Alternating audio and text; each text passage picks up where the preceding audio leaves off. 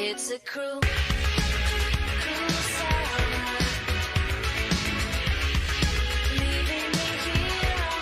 Cruel summer.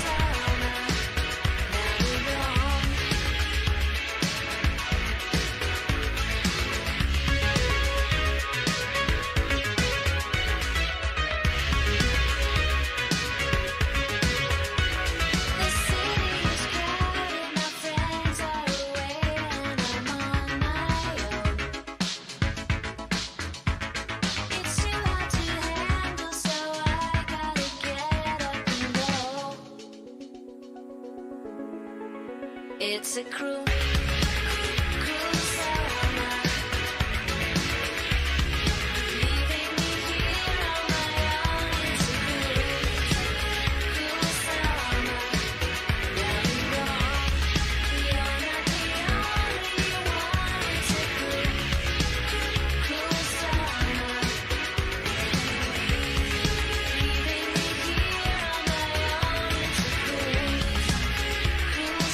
Play it again. Play it again. Play it again.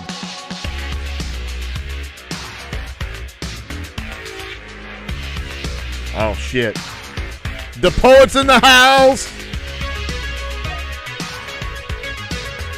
Here we go. We're playing it again.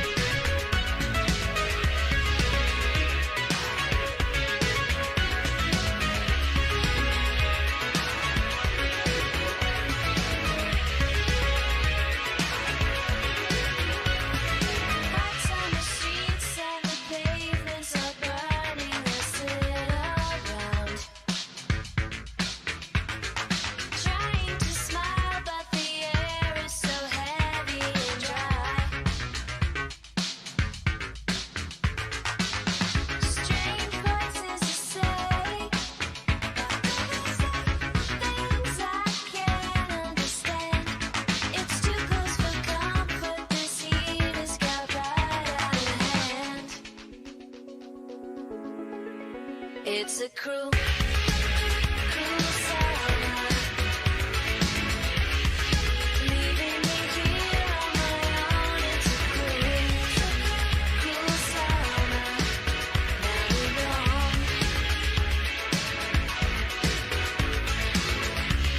you're not the only one. It's a cruel summer. Leaving me here on my own. It's a cruel summer.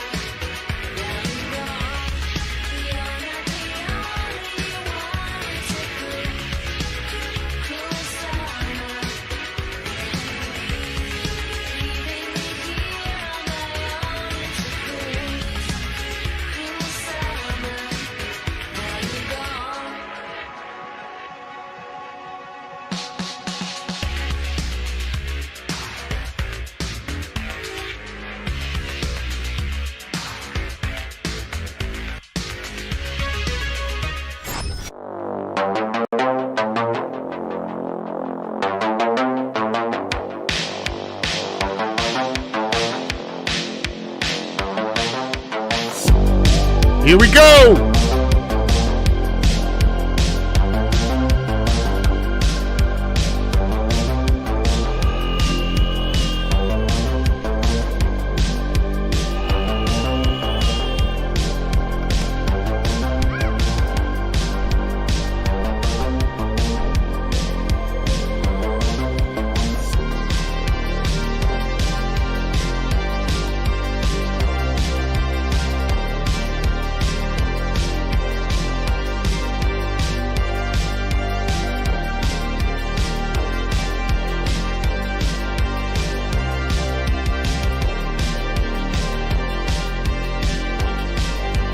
That's Like Me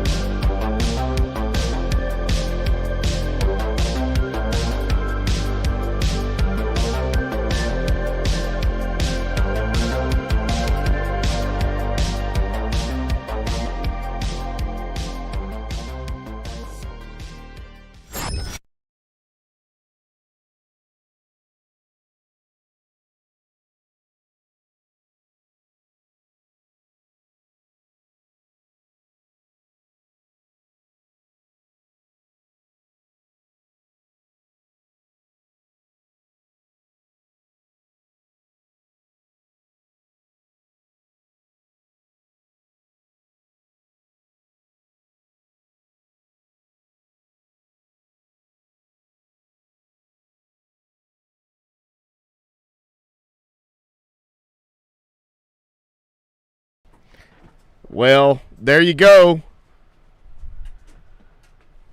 Yes, Tanya. I know, it's no sound because I have no brain. Holla if you hear me. Old Papa Pump has got your hookup and like RCA jacks. So here's some DEADPIT swag that's on its way.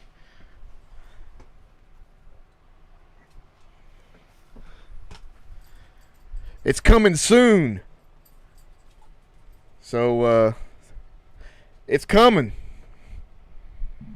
I heard about a soft launch for y'all use. I don't know what that means exactly, but you know. Uh-oh. Doggies. So, oh my. Me see over here because I can't see because I got sunglasses on. It's dark in there. I got this beauty.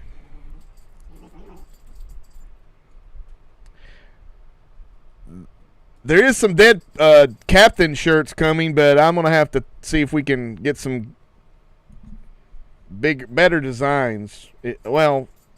Different designs for my preference, but you know, hey, everybody may like it besides me. Straight from the country of UK, in Coventry, in the Midlands, comes the Bird with Crystal Plumage Arrow Blu-ray 4K. And it's a beauty.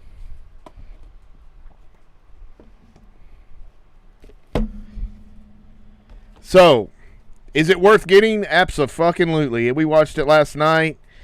The beginning scenes were a little grainy and rocky, but then it cleared up like crystal, like a rainy day, and you start seeing the sun. It's awesome looking.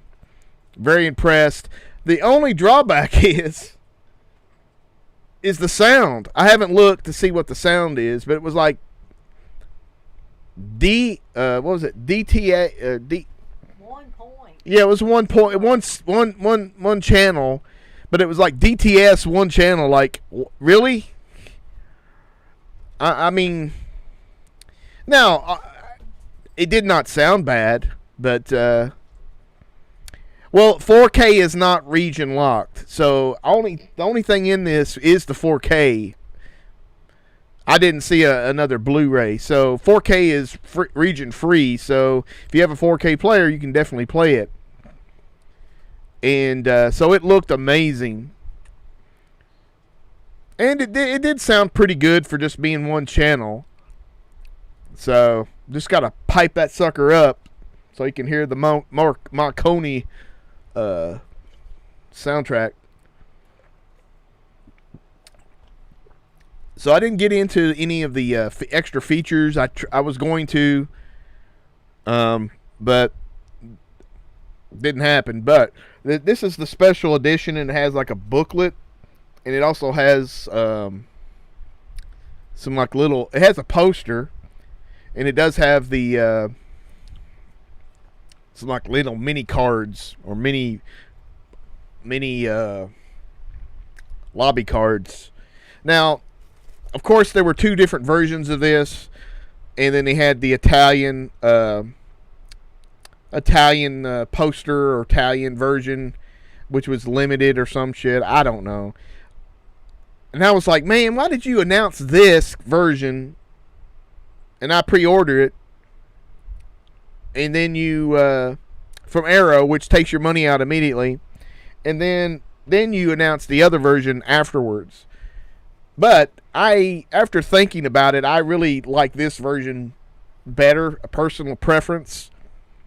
So definitely like that. Like, I mean, it's fine. Honestly, it doesn't matter really, but you know, I like it. So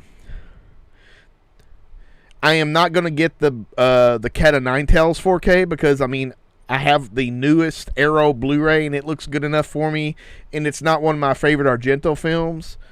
So I'm okay with that. I'm not going to upgrade. But we'll get to the other part. There was some news about another Argento movie, which I'm sure everybody who cares about this type of news has already heard, but I'll get to it in a minute. I did watch another movie last night that's one of my favorites from the old TV days back in the late 70s and early 80s, when they used to show movies during the week where I lived at 4 o'clock in the afternoon. So I'd come home from school, and then I could watch like a 90-minute movie. Now, sometimes it was like Planet of the Apes week or something. And, other times it was like, they had like, in October they would have horror weeks and they'd show a bunch. And they used to show this movie, Chamber of Horrors. And this was originally made for television in some way, but I mean, it's widescreen, so I don't know. Maybe it was conceived and then they decided it was too dark for television, and this was made in '66, and I could see why some parts of it wouldn't make it on TV back then, but I mean, it's really tame for today's audience. Even for the 70s, it was tame because there is actually very, very limited on-screen violence. Hello, Ken. With an exclamation point. And they have the gimmick, which I was reading that, this reviewer said it's not needed. And it's true. They have like a horror horn and flashing lights when some impeding violence is going to happen, which I think it's only like 4 times or so. And then really you don't see any violence. It's usually a knife or something, a cleaver coming down, and then you don't see anything after that. So, again, it's not... it's very, very PG. But it was really cool when I was a kid watching this shit. Because the memory plays tricks on you and you think you're seeing a little bit of gore or something, but obviously that's not true. But this is supposedly being a plot for a TV show. And I guess these guys who owned a wax museum were going to solve crimes or something. But it never materialized. So they released it as a movie. It was I like it. Yeah, I did see that new package. Or new set of the UK version of The Thing. And it comes with a lot of sweet stuff. It's almost like I don't know if it's Studio Canal that, the ones that release like the other Carpenter movies. I got the special edition of the Escape from New York, and it came with a lot of cool stuff. It looks like that kind of packaging, so it may be Studio Canal. And I did get the UK version of the 4K of Prince of Darkness, but it didn't come of that. Oh, Ken, not a fan of Deep Red. Damn, that's hard stuff.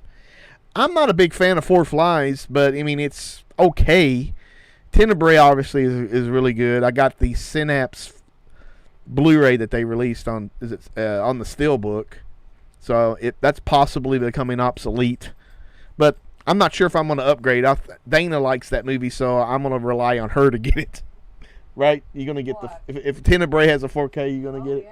So therefore, I don't have to buy it, and I can still enjoy Tenebrae, The Shadow. Something else I got, which was not horror related, but definitely fun, is the Street Fighter collection. It was like $26 on Amazon. It came down quite a bit over the last few months. Thank you, Scott. He wished us happy anniversary. Actually, it's going to be like Tuesday, but we did it early. Monday, rather. So I'm glad I did it early. But I got done watching the first Street Fighter movie with Sonny Chiba, which I got the original poster signed by Sonny Chiba when he appeared at a closed Sears here in Louisville one time when they had a convention that their original location fell through, and they ended up being at the Ghetto Mall at the low at the closed Sears. I do like the Sister Street Fighter movies. Actually, I'm planning on getting that set too because I think it's around $25. The Blu-ray set from Shout Factory. So if you haven't got that, I'm sure you probably have if you're a fan of it. But I'm gonna get that one next.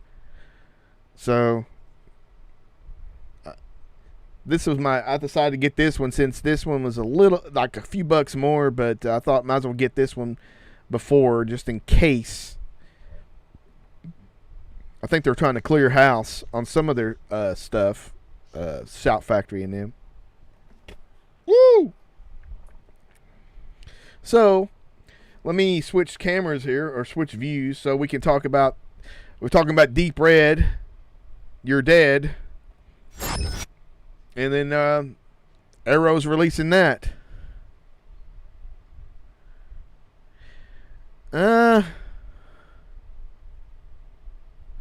Vengeance set.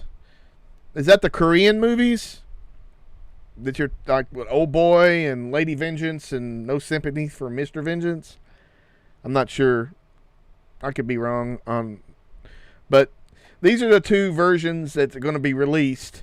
Now, looking at the sets, I'm going again with the US version. I just don't, for some reason, that poster, I've got this poster, Dana I think got me this poster of Deep Red from some weird country. It wasn't Sabata trilogy is good. I love Adios, is it Adios Sabata with Yul Brynner? I'm a big fan of that one.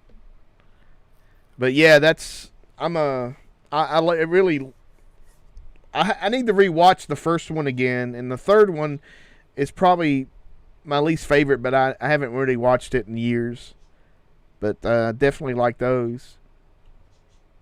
And then also they're releasing the other two No Name, Man with No Name trilogy movies, Fistful of Dollars and A Few Dollars More on 4K.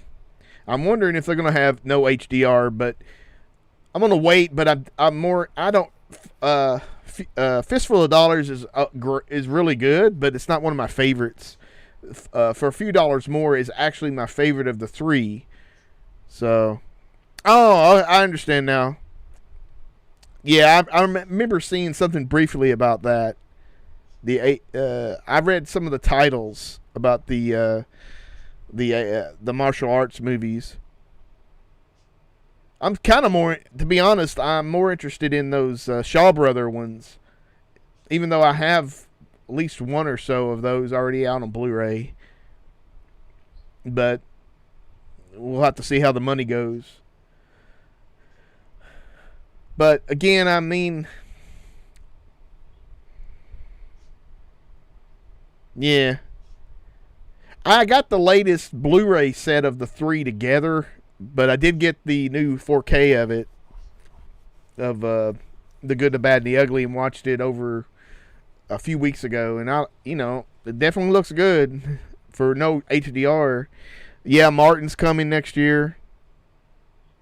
So, I'm probably just going to get this. I mean, I guess it's anybody's preference. I do like the doll thing and whatever the hell that extra thing is to the right. I don't know what that is. Maybe it's just some insert. But, wow. That's crazy. They're selling... Slip cases are selling for $9. Yeah. Yeah, that's crazy stuff. So, this is coming out in October, the Deep Red 4Ks. And a birdie told me I'm going to get this early for my birthday. Right, birdie? Tweet, yeah. Okay. Yeah. So, I'm going to see if... Talk about my eyes. And also, I had a shaving accident. Messed my beard up and had to go with a goatee.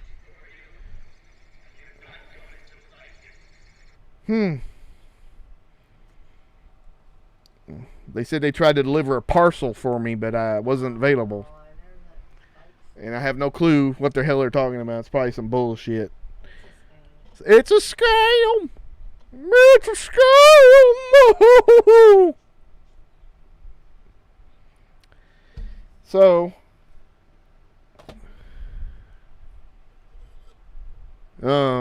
yeah, the cartoon me looks like, one of them looks like Buck Flowers.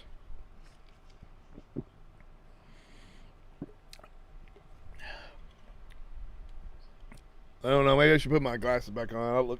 I look younger. Steve's been drinking. Shut your mouth.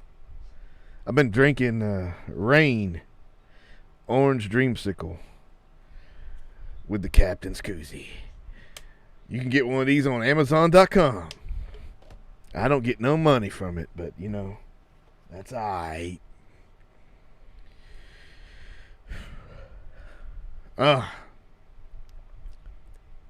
So let's look. What was that?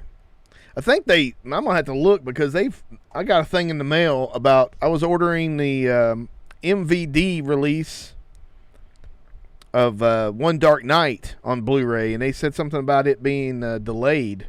I was like, what the what?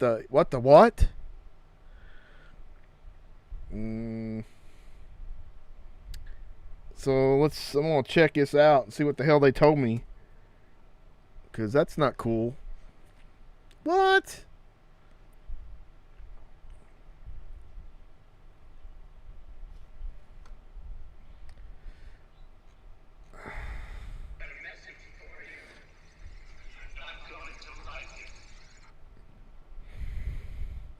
Okay, so it looks like it says arriving August 24th, so I guess that's when it's coming out. That's good, because my paycheck will need that time to recover. Sister Street Fighter is like $24.50.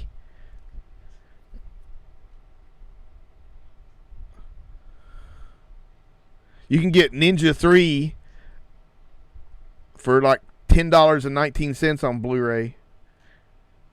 And then, of course, Revenge of the Ninja and Enter the Ninja is like $17, $18. Oh, you can get Dark Angel, which is I Come in Peace, for like $10 on Blu-ray. That might be one I might have to purchase. Wow.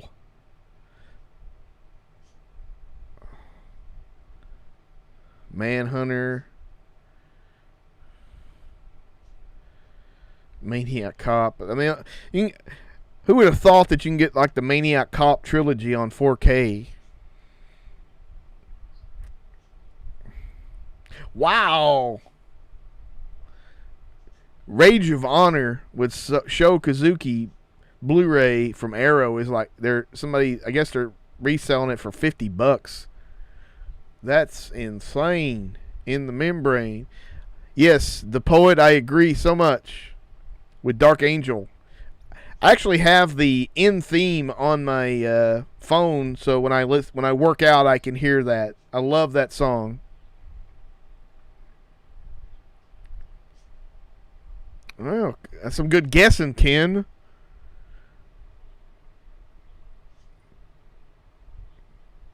We'll have to wait and see, but yeah. Hopefully Kino is not screwing this up with some of the, like they are. I mean, not screwing it up, but why in the hell aren't these things having HDR? Especially some of these movies that you're listing. Escape from New York, The Fog, and Child's Play. They should definitely. So we'll wait and see.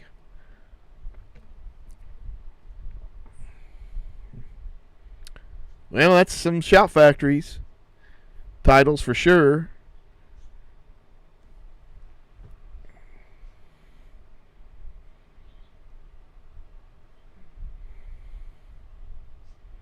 And I was hearing the new DEADPIT show, and they were talking about with the Rob Zombie's top 5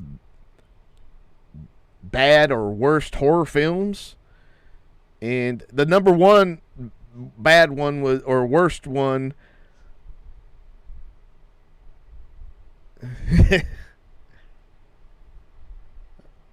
probably Jay. They probably will double dip. They're learning some tricks Tricks of the trade.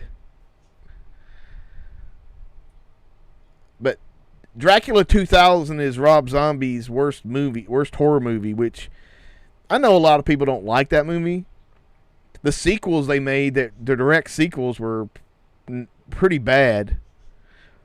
I kind of liked it. I mean, it's not a great film, but it's definitely not a bad way to waste a Sunday afternoon or Saturday afternoon and watch, because it's got some hot chicks in it and stuff. So, yeah, Scott, it was a completely ridiculous list, and it's like all modern movies. You mean to tell me that shit? I mean, I could pick some really bad horror movies from way back in the day. You know some of those poverty role movies with fucking Bela Lugosi and a gorilla. That shit's bad. I mean, I Know What You Did Last Summer compared to that is a fucking Citizen Kane. And again, that one thing that he said about the Psycho remake being, why would you remake a classic, is some funny shit compared to what he did to the Halloween movies. The drinking game of drinking every time that someone says fuck in the Halloween movie, his Halloween movies, will get you completely dead with alcohol poisoning. So yeah, it's some weird shit. I mean, obviously I like some of his movies. I even like, the House of the Thousand Corpses and Devil's Rejects obviously is his best one. And then I actually kind of like Lords of Salem a little bit, enough to buy, for $10, I got the steelbook of Lords of Salem on Blu-ray from somewhere, Target or someplace. But beyond that, everything else has been dog shit.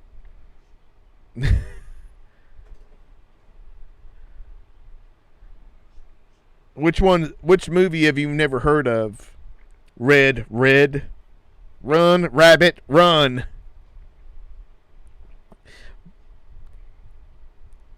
There's so many movies in so little time. And my head is getting... Let me see what this other... Dana bought me another hat. Let me see how it feels on my head.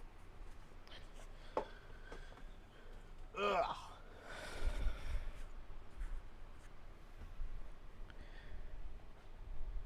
Oh, bird with crystal plumage? Wow, dude. I was also thinking this when I watched it. It's a very... If you like some Hitchcock movies and stuff like that, this is really in the same era as some of his work. I mean, obviously it's from 1969. It is a very, very good movie.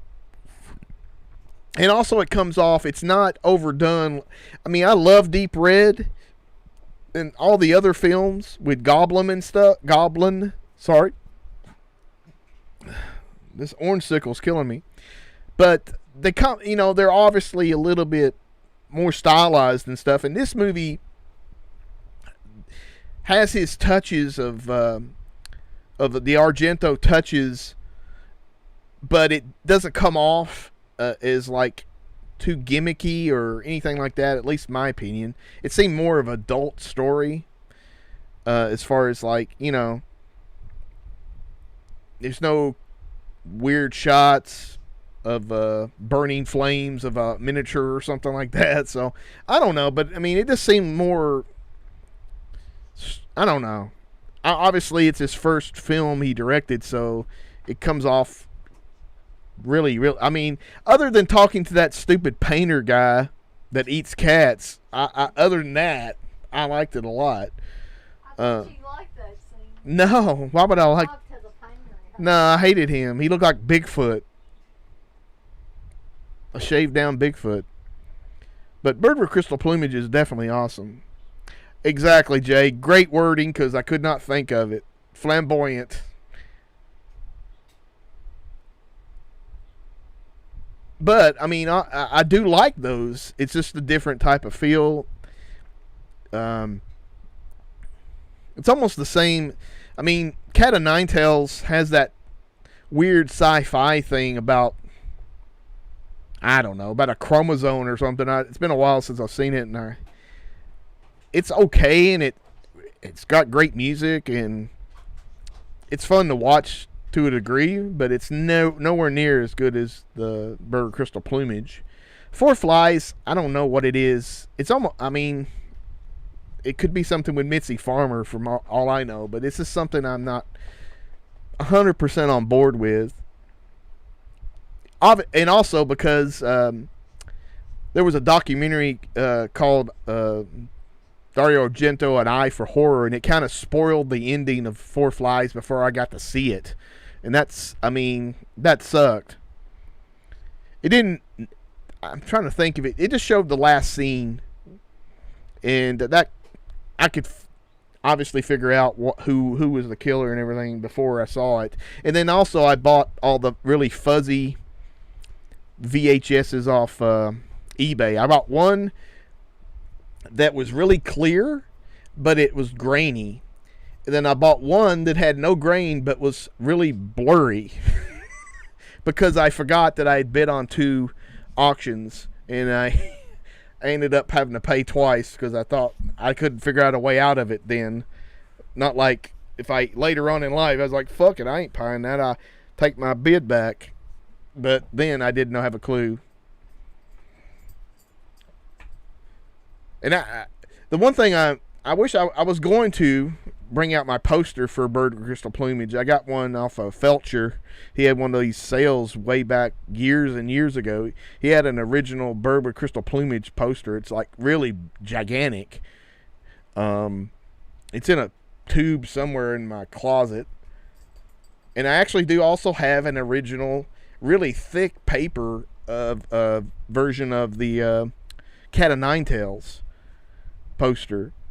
And it seems to be normal size. I don't know. It's been a while since I've looked at it. And I do have a poster of Four Flies on Grey Velvet. So I have the Animal Trilogy.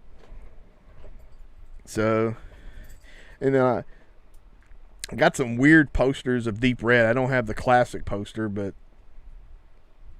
what are you going to do? Cry? Because it's too late now. That bubble has bursted as far as posters, because I was looking when I watched The Wraith on Blu-ray, which looks amazing. If you hadn't heard from another show, those posters are crazy. I mean, you can get a reprint, but they want $30 for a reprinted poster, which is totally ridiculous. And then the original is going to cost you $100 at least. So I was like, I guess I'll live without that, which is fine, because I haven't bought a poster in a while. And I was looking on other sites. I mean, besides Facebook, there's like some other sites that you can get posters. They have auctions and stuff. Something like Heritage.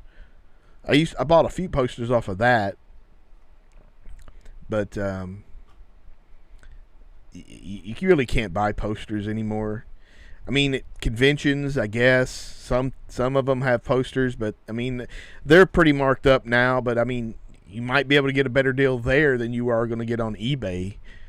But back in the day, you could get all kinds of cool posters for under $50, but not anymore. So I'm thinking that's my retirement. Right over there. Right there. That's my poster. At least the ones that I have in the backings. So maybe there's some... I know I've got some that are worth a little bit of money. Maybe if I wait another decade, they'll be worth a little bit more. But, you know...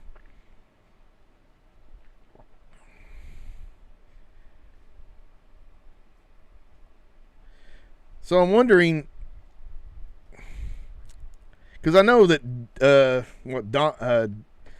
Donna the Disc reported the Deep Red one again. I wonder if I don't know if Arrow really gets pissed off like like Scream Factory does when they get scooped or get released information.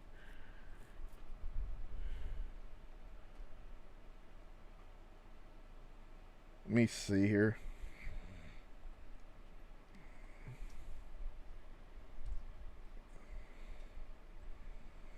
Let me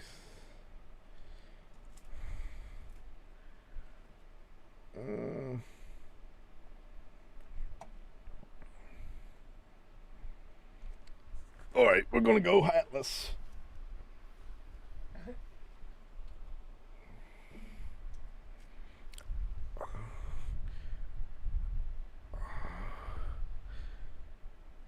Let me see if I can add this in. I'm gonna go here, and we're gonna go boom boom.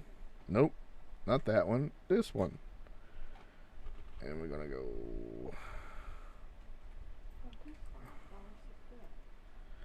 Oh. Let me see.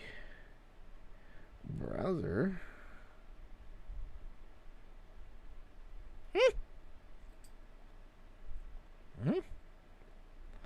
Ah.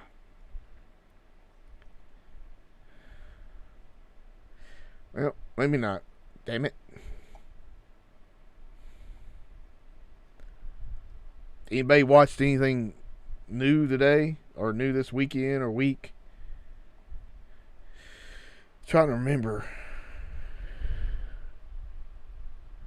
I don't know, the poet. You wish that somebody would just like, hey, here's a few $1 million, Victor Miller, and let us pay you off and then make some movies. But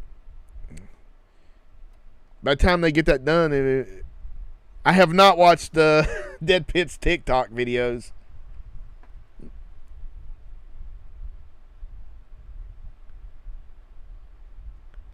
That's cool, Daniel. Beyond Terror, I mean, I saw it on like a VHS rip or something, and it looked really bad, and then I watched the Blu-ray transfer, and it was quite startling about the detail. It's a very kind of strange movie because, I mean, it takes like these really bad characters, despicable characters, and I don't know if you're supposed to care for them or just watch them get killed by these supernatural shit. Yeah, I don't understand because I can't even Die Magia box set that came out on Blu-ray a lot earlier. A few years ago, and then it wasn't that expensive. But now they want like $70 or $80 for it. Hey, Satan.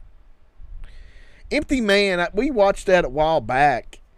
It was okay, but it just seemed kind of flat. And then that, when he's in there, and I guess he gets caught watching them do some ceremony or some shit, and he goes, "Oh hell no!" And he run. That was like it was like a little bit of life in it, and at least that's the way I saw it. I mean, it was okay. It was definitely not a terrible movie, but I don't know. And speaking of HBO Max. Dana doesn't like this, but they got a show on there called F-Boy Summer, and it's basically a bunch of fuckboys on an island with some nice guys mixed in, and then they vie for these 3 chicks. It's like Love Island or some bullshit. I just watched it to see if any of the chicks got naked, and so far, no. Yeah, Scott. It was like, yeah. It all got... yeah. It's like, oh, hell no. It's like some humor. And it's like if they had put a little bit of that into the rest of it, it would have come off a lot better, in my opinion. Have I watched... Red's asking, have you watched Joey's World Tour? And I have to say no. Me either. And he's watched Quiet Place 2 and didn't like it. Well, I didn't like the first one, but it popped out. No, it didn't cop out. I liked it, but let me switch this shit, because I can't get the other shit to work. Exactly, Daniel.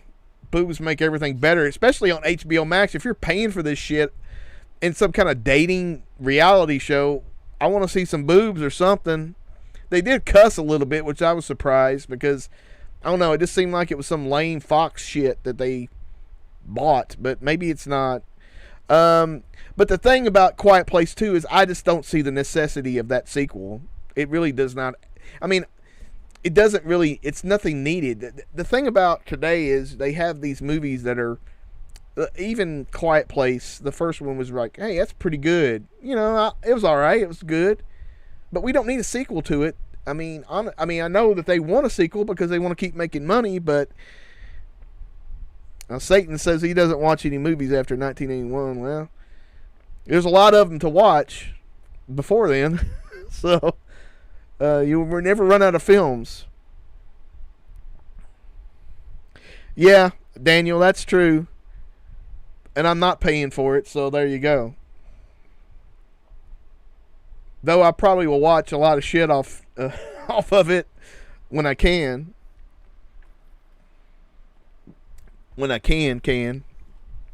But yeah, I mean, there's a lot of shit that has sequels that are just not needed. And also the sequels, to me, when you have a classic film or a very, very good film, and then you bring a sequel to it.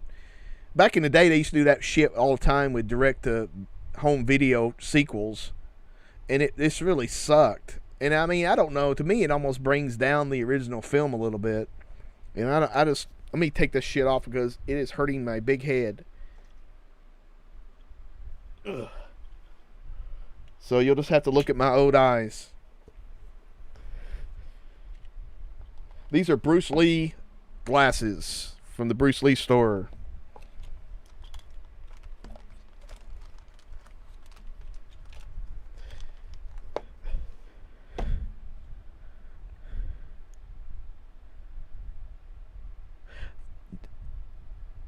Yeah, John, I agree.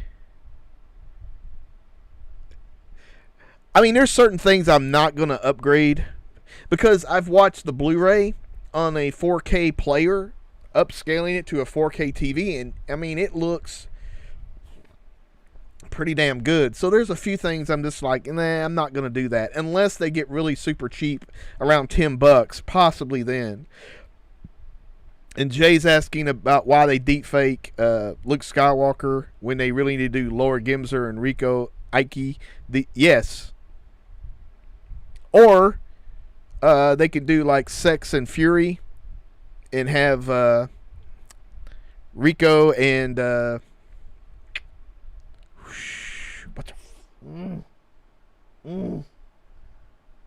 what's the Swedish chick from Thriller? Yeah, Christina Lindberg. Got it right on the poster. Damn, I got the signed lobby card right there with Christina Lindberg. Gosh, Yeah. how could you forget her name? Because my brain, but yeah, they need to do that. Well, they already did that in the movie, so I guess I don't need to do that. Let me bring this up. Ugh.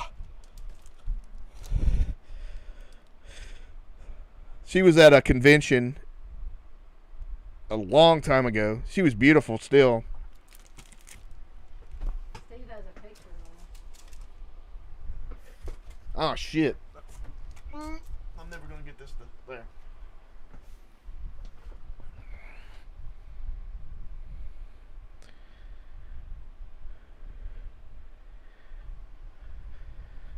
Yeah. 4Ks are expensive. I mean, as the years go on, I predict, or at least I suspect, that all physical media is going to go up in price because everything's going to be on streaming, and it's going to become more of a niche market, and definitely 4K is going to be that way.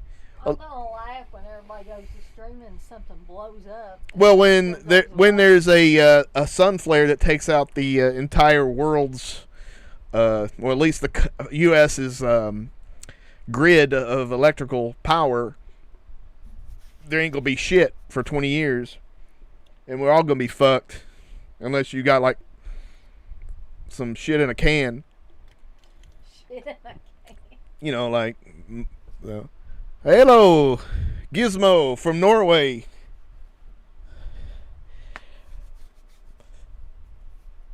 The way America is going, I want to go to Norway.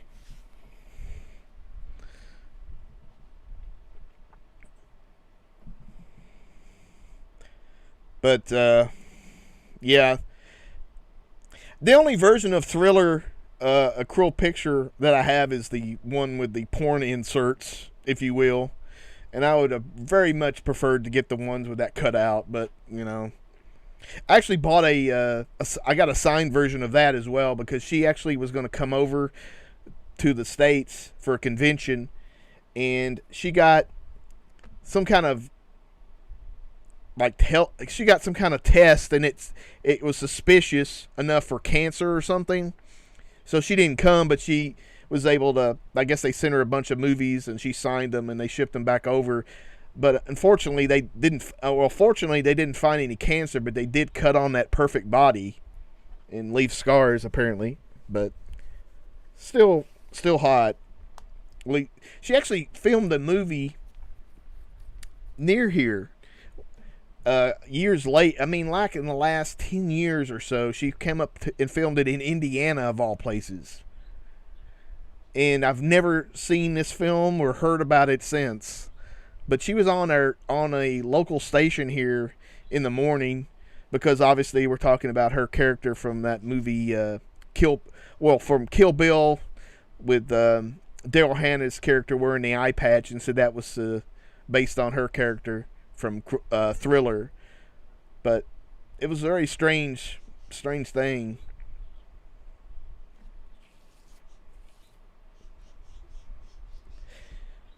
I'm not sure if I got the jitters from this energy drink or what. It's been a very weird day. Went to the gym, worked my ass off. At least it felt that way. And then we went out to eat at the Olive Garden, and then got too full, even though I did not eat all my food. And then was kind of in a vegetation state for about an hour or two. And then we did a commentary for Terror at Tin Killer, which is a very bad movie, which I'm assuming will be on the DEADPIT Patreon. If you want to look into that, DEADPIT on Patreon.com. Tiers start at just $1 with tons of extra content. A lot of content from me, from the past. There's a show on there that I've done 2 episodes called, I call it the Oh My Show, which is kind of some naughty bits, some butthole tattoos, and some other things, which is on YouTube. So if you get bored with YouTube, just type in butthole tattoo, and it'll lead you down a rabbit hole of nudity. You get nudity with some vagina stuff. I mean, it's all kinds of craziness. Well, Satan, it's pretty bad when Satan cannot drink energy drinks. But there's some, this one has not got, I don't think, a lot of stuff in it. John's asking about Scarefest getting canceled or delayed. That's hard to say now, because, I mean, right now, my work is going back to My work is too. Satan. My work is going back to masks. We had masks free for vaccinated people for about 3 weeks or 4 weeks, and then now we're back to wearing masks because of, you know, people not getting vaccinated and also getting sick. So it is what it is. I don't know if we're ever going to get out of this shit, but what are you going to do? I mean, one doctor said, I mean, I don't want to go on about it, but one doctor said it's not, if you're not vaccinated, well, actually, even if you are vaccinated, you're going to get this virus, and you may not get sick if you're vaccinated, or you may get something, but if you're not vaccinated, you're going to get fucked. So, I mean, that sounds like everybody in the fucking world, so.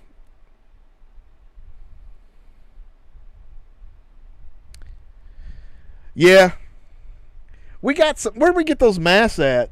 that they gave us that package with stuff in it? Was that Kroger's? Kroger's. Yeah, Kroger's gave us a grocery store gave us some like a package with like hand sanitizer, like a big one that would probably cost $100 back last year, and then 2 really good masks with little slip things around your ears. So I guess that'll be what I wear to the stores starting tomorrow or Monday. But you know, it was nice. My gym has been it's a little hole in the wall gym, which actually I prefer to the bigger gym that I was going to. And because it's open all the time, and I just scan a card and go in, and there's like 3 people in there, and it's really nice for that. But there was, they had a thing on the door that says masks are required, and then like nobody was wearing masks except me, and I was vaccinated. But and then they said no masks, and I was like, great. And it was a lot. You could breathe better and everything, but I'm assuming these people are not going to wear masks, even though they just don't care. And I'm like, whatever. But October's coming up. We actually saw some stuff for Halloween in We saw candy for Halloween. the Reese's pumpkins are out for Halloween now for some reason. So it's like, you heard Christmas in July, but now it's Halloween in July.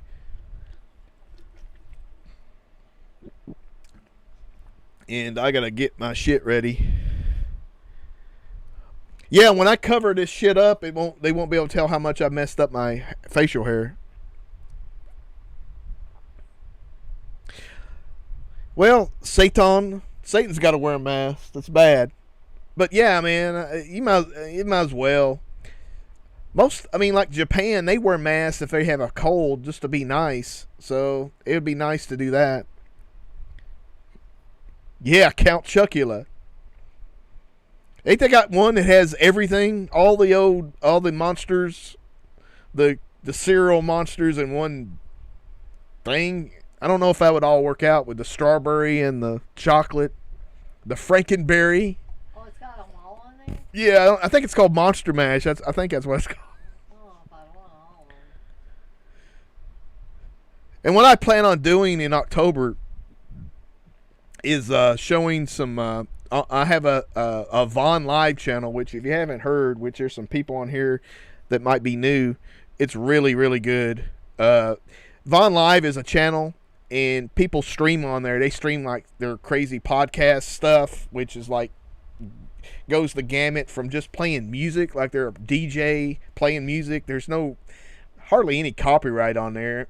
And then there's some channels underneath miscellaneous. They actually stream movies. Some person just streams a movie, and then they do it all the time. TV shows. And so I go on there. I used to do it once a month, but I'm kind of holding off. And then you can stream on Twitch. I know DEADPIT has a channel, and I was going to do that. The Fruit Brute. Well, that's from Tarantino's. Let me make sure I don't have no boogers. Yeah. I used to use Brute cologne, and I smelled like a brute. But I am going to stream some like old horror host stuff on there, because it just seems more fun to watch a movie with a host. I got some like Sammy Terry, which was an Indiana host. I got some others. I'm trying to remember, but there's some weird shit. Some older stuff. I know there's a lot of newer horror hosts, but they only do like public domain movies, which is kind of lame. Commander USA's got tons of shit on YouTube if you want to watch some of his. I'm a big watching that shit really brings back a few memories. I used to watch I know he showed The Children on there, which was cool. There's one on there that shows some really, doesn't seem like it's public domain. I think it's called Creature Features. They were showing Messiah of Evil and stuff like that. So if you haven't seen Messiah of Evil, that's a way to check it out. It looks like a pretty good print. It looks like it's a widescreen print. Messiah of Evil's a really creepy movie that not a lot of people heard of. It was on a Brentwood set that I got probably in the late, very like 99 or so, and then they came up. Whoa, Scott, thank you. If you posted all that up there, I appreciate it, because that's some. I usually watch some of that every once in a while. I try to watch those Nostradamus vampire movies from, I believe it's probably Mexico. Satan, I have not watched the Rennie Hart. I got the Born American movie, but I'll probably watch it. I'll try to watch it sometime soon. I'm trying to figure out what I'm gonna watch tomorrow. Actually, I'm watching some movies. There's like 6 or so of them. They're Japanese. They roughly translate to the ninja. Yeah, I believe that. Have you seen? I think Rennie Harlan directed this one movie called Devil's Pass, or the Devlin Pass. It's kind of like a found footage movie based upon the Devlin Pass in Russia. It was an incident that a bunch of hikers went out there and disappeared, and they went back and found them, and they were all messed the fuck up. You can get on YouTube and you can find that shit crazy. It's really like a rabbit hole, but that was a weird, really Harrelson movie, because you expect him big action and shit, and not a found footage movie. Sleazy P Martino or Martini is on Twitch. I'll have to check that out, Jay. And I done forgot what I was talking about. He lost his mind. Yep. Lost it many, many years ago.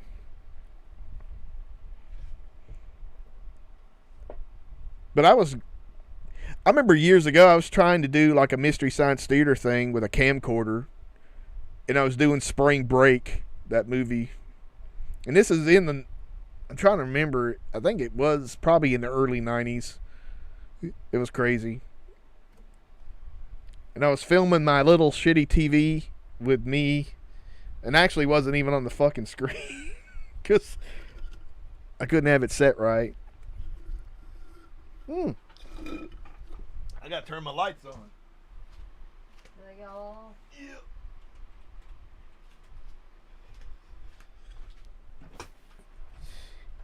You gotta have the lights on the drop ceiling with water stains and a big old hole over here.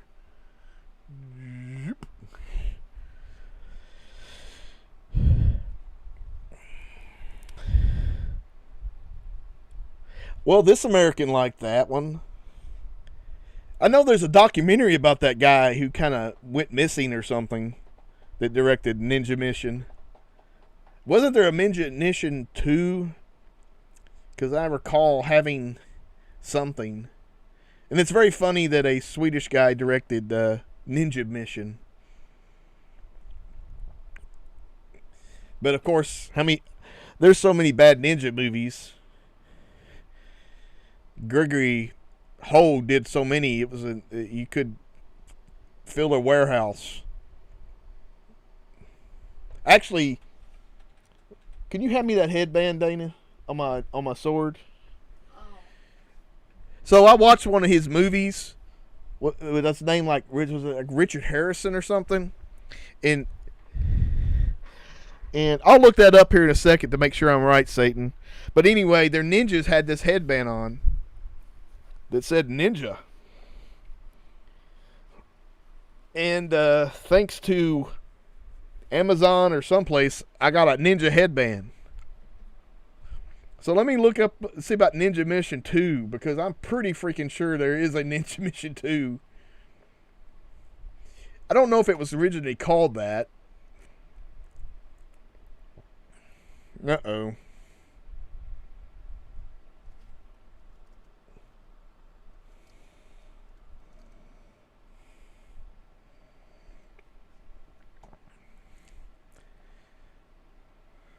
Mats. His name's Mats. Well, let me see.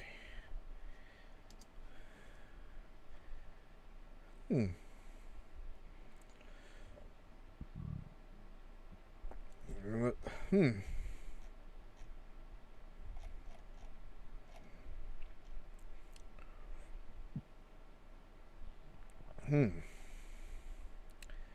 Well, come on now.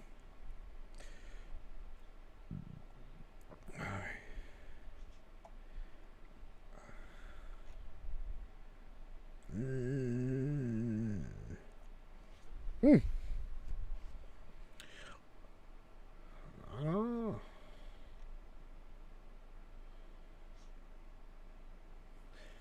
Hmm. Hmm. Maybe I'm thinking of something else. But I thought I had a double disc with Ninja Mission 2. I'll have to look that up, but I couldn't find anything during my quick 2-minute search. War Dogs. I've got it, but I mean, of course, I don't have a very good copy, so I haven't watched much of it.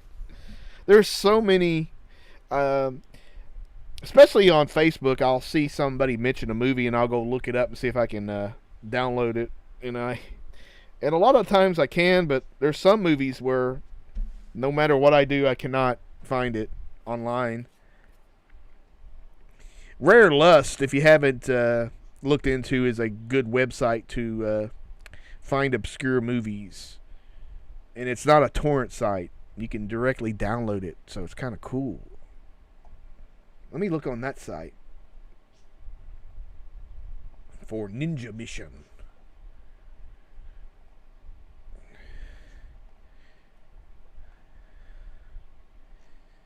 Well, it's not got a very good search engine because it brings up all kinds of ninjas.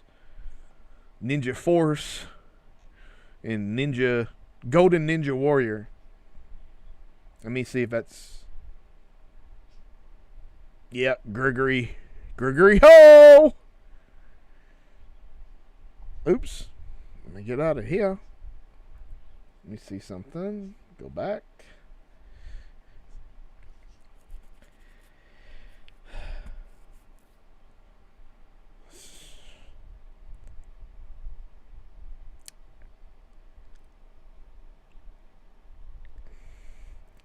I remember somebody was telling me I'm not funny, which is fine.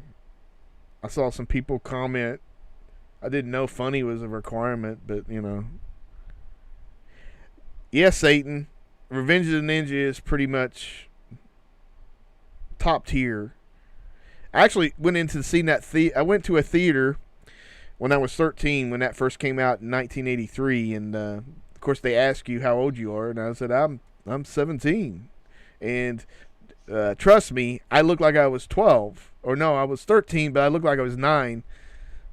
But, you know, I guess they didn't care. Uh-oh. I'm not sure about that, Jay. That sounds a little dangerous when you say type search that.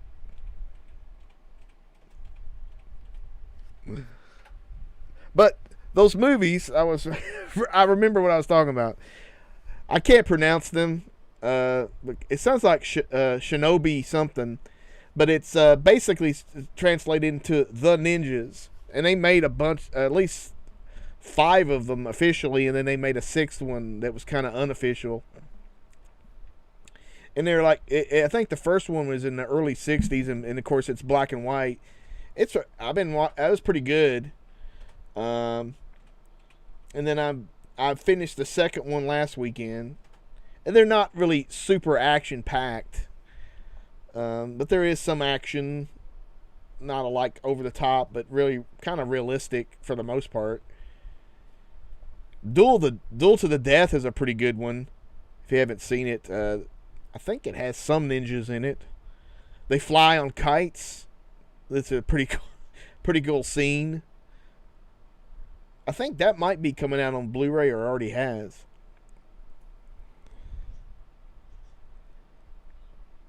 Yeah. Those Gregory Hill movies are... Some of them are entertaining, but then there's some that are shit.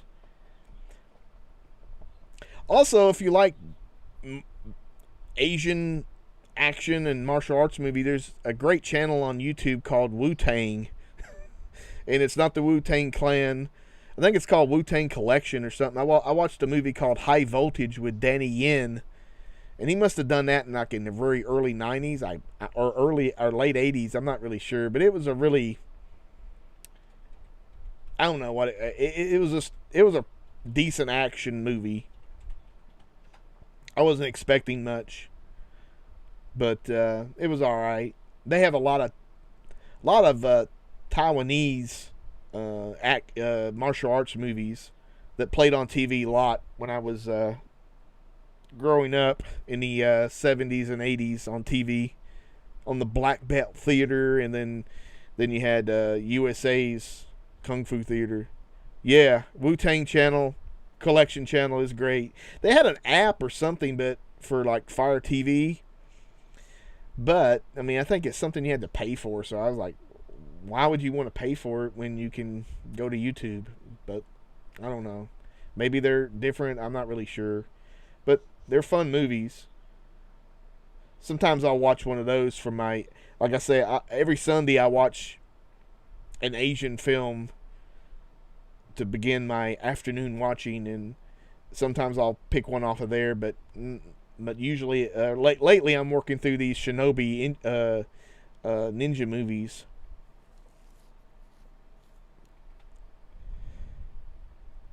Yeah, Satan, for a canon film, which usually means it's going to be, it may be entertaining, but it's definitely low B-movie stat things. But I mean, it was still entertaining. I actually got the poster for that one, which is it's like one of my favorite, definitely favorite ninja movies. It was just a fun movie, especially. Seeing a little kid fight, and then the chick in the hot tub, and the grandmother doing flips, fighting. It was some really weird. Yeah, there's I don't know the name of it, but there's a guy on YouTube that was interviewing one of the guys that worked on that. He was a stunt guy on Revenge of the Ninja, and it was funny hearing about the stories and stuff from there. I wish I could tell you what the name of it was, but it was some interesting stories about Sho Kazuki was kind of running the show, which his son is pretty good. There was a movie with his son, I think it's Kane Kashugi, called Blood Hunt or something similar to that. Blood Heat. And that was pretty good.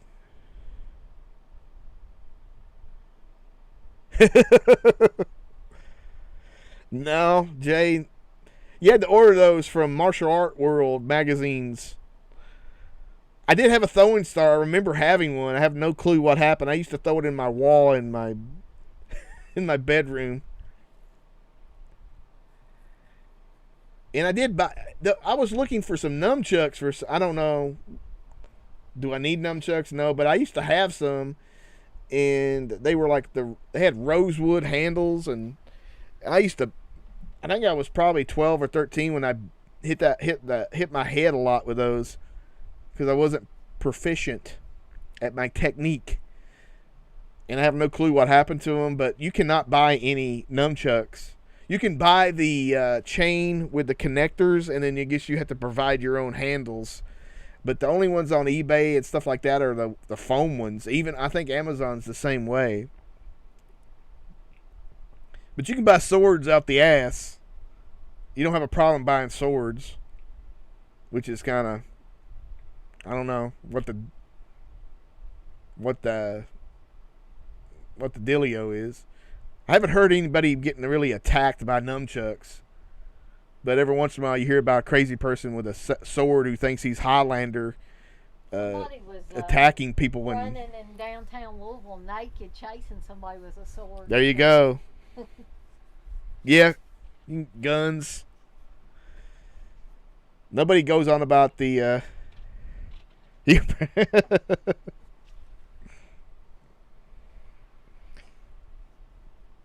Hey, I needed the insurance money.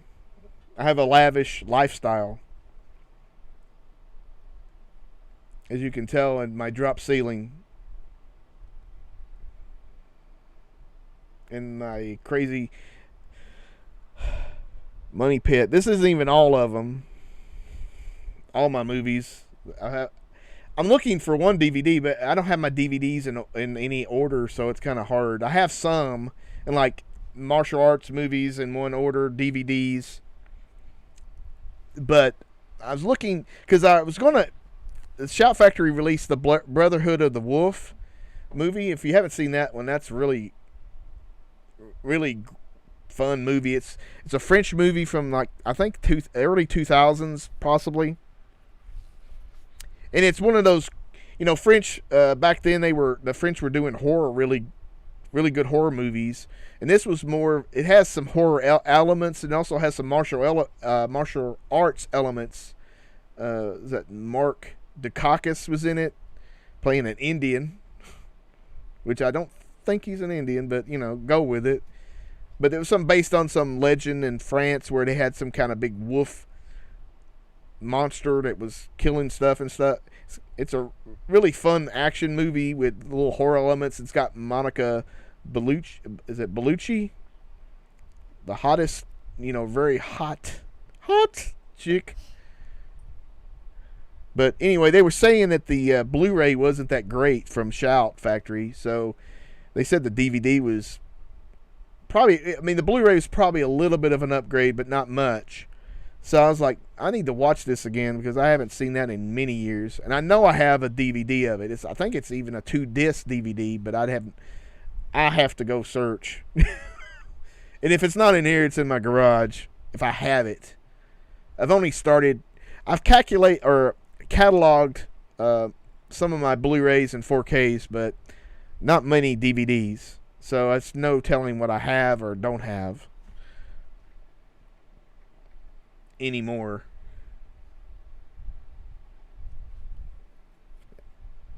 And I don't know what I'm going to watch tonight because I watched last weekend. I watched The Black Cat with Bela Lugosi and Boris Karloff. I've seen that a few times. It's an awesome film. With of course, I was watching it with some Sven Gulli, who's a horror host. That's like almost one of the last horror hosts, at least it's on broadcast television. So it's kind of cool to watch them sometimes. I definitely like the old Universal ones when they have a horror host, but haven't really thought about. I mean, I've thought about it, but then I forget what I wanted to watch, and I'll have to go back and look. I've been watching Maniac Cop 2 on Joe Bob's Last Drive-In, and they had Bill Lustig on there talking about his films and stuff. And he seems, I think he let his, he's bald, but he let his hair grow out, and he looks a little weird. Got like red hair. At least that's what I thought he said. It looked like. What in the world? I'm trying to see some. I thought I heard a whining noise. It's probably one of the doggies. No, it sounds like a computer whining.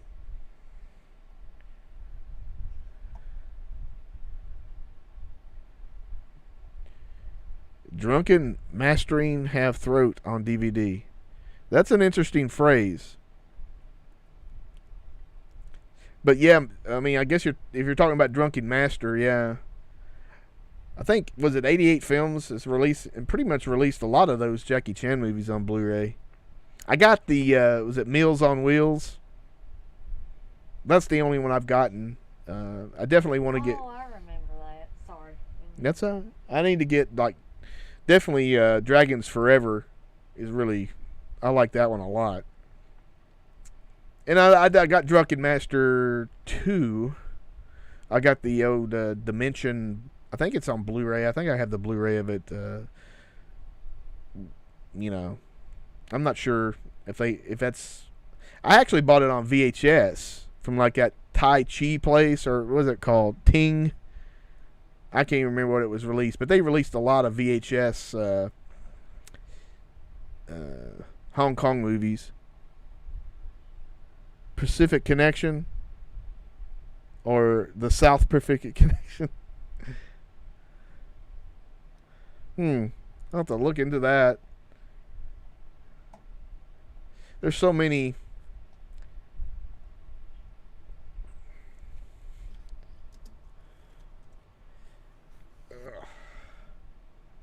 1974.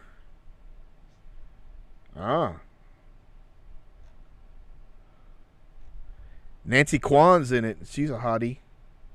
Guy Madison. This is some weird. Dean Stockwell. Dean Stockwell's on Christine. And the Vic Diaz.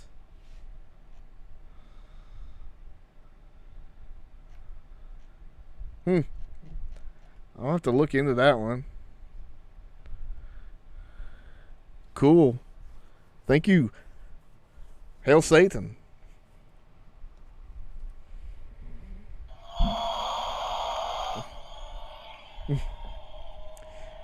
So Dana Lynn, are you ready to take over? As soon as I do one thing. I thought Dana takes over the second half. Yeah, Jay, I've seen both of those. I really, Millionaires Express and Eastern Condors. I guess I would like Eastern Condors better, but it's been a little while since I've seen Millionaires Express. I got the Dragon Dynasty DVD of that.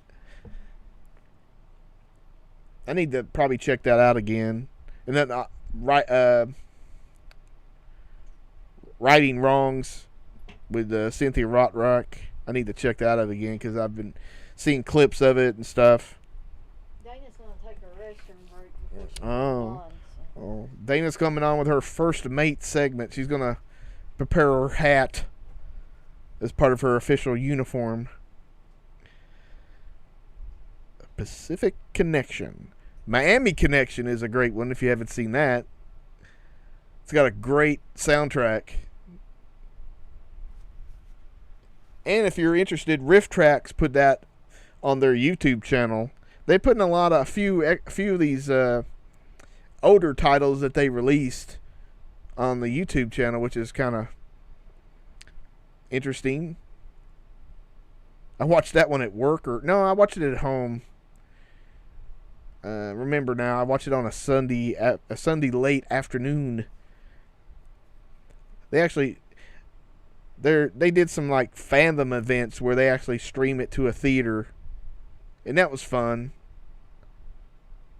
I actually have a Dragging Sound, which is the name of the band in the movie, shirt, but I couldn't find it, so I don't. But it was fun. I watched.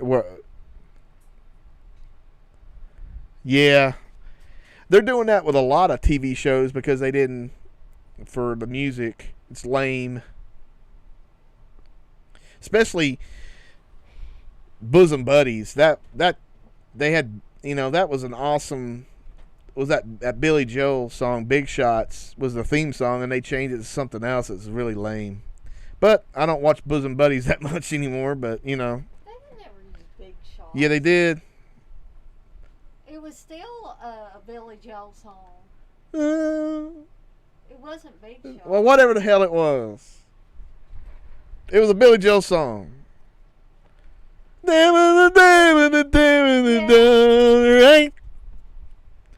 No. Yeah, it wasn't Big Shots. Big Shots goes, you had to be a Big shot, dude. Okay, well, whatever the heck it was, I don't remember. I'll remember it. So I'm going to show you how to end the show, and then you can come and get me. So you just want to click on outro, Okay. and then you can come and get me, and that way you don't have to come and get me to hit the button for you. All right? Okay, just hit outro when I'm done. Yeah, Okay. and then come and get me. Yes, dear. All right, so here's my first mate, Dana Lynn. Am I your first mate for life? So far. So take over the ship, Dana, with your hat. Yeah. Oh, Satan Payne's in here. Yeah, it's My Life, Steve. That's the song. Is it My Life? Yeah, Scott told you. Scott Pliskin. Jay, are you leaving or are you just saying later to Steve? I hope you're not going to leave. Hey, Scott. Hey, Satan. Hey, Jay. We got anybody else in here or is everybody else tuned out? I thought there was a girl in here earlier, Tanya Brown. I figured that was a girl, but maybe they left.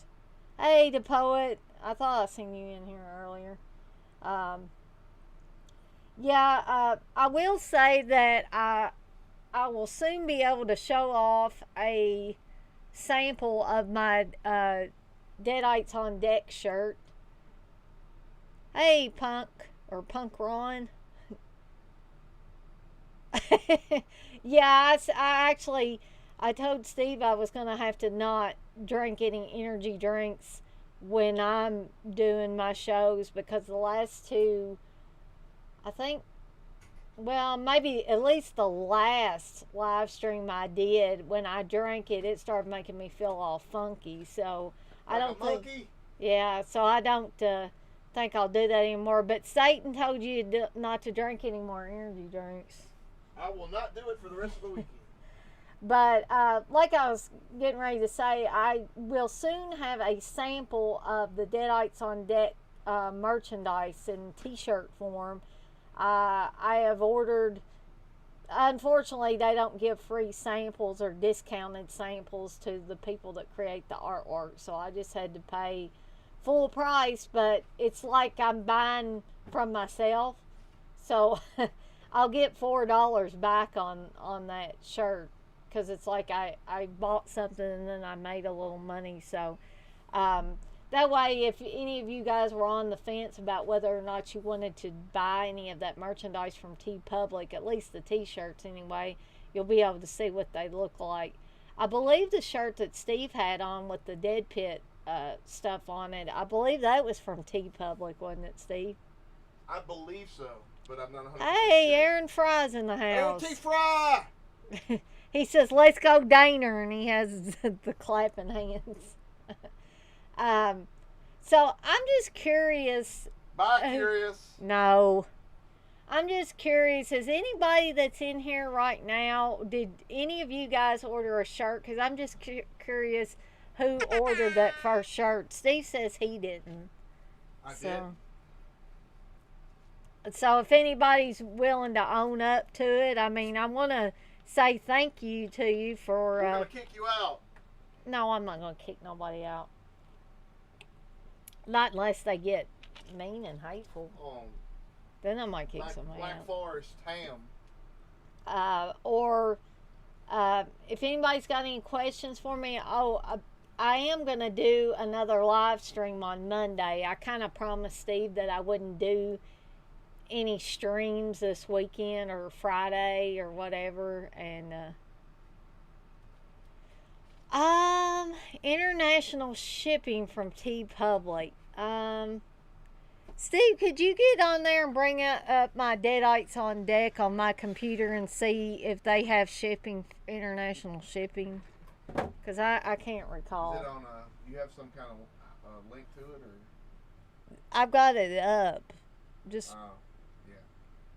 Yeah, and maybe look at their, because I can't remember. I looked at it one other day and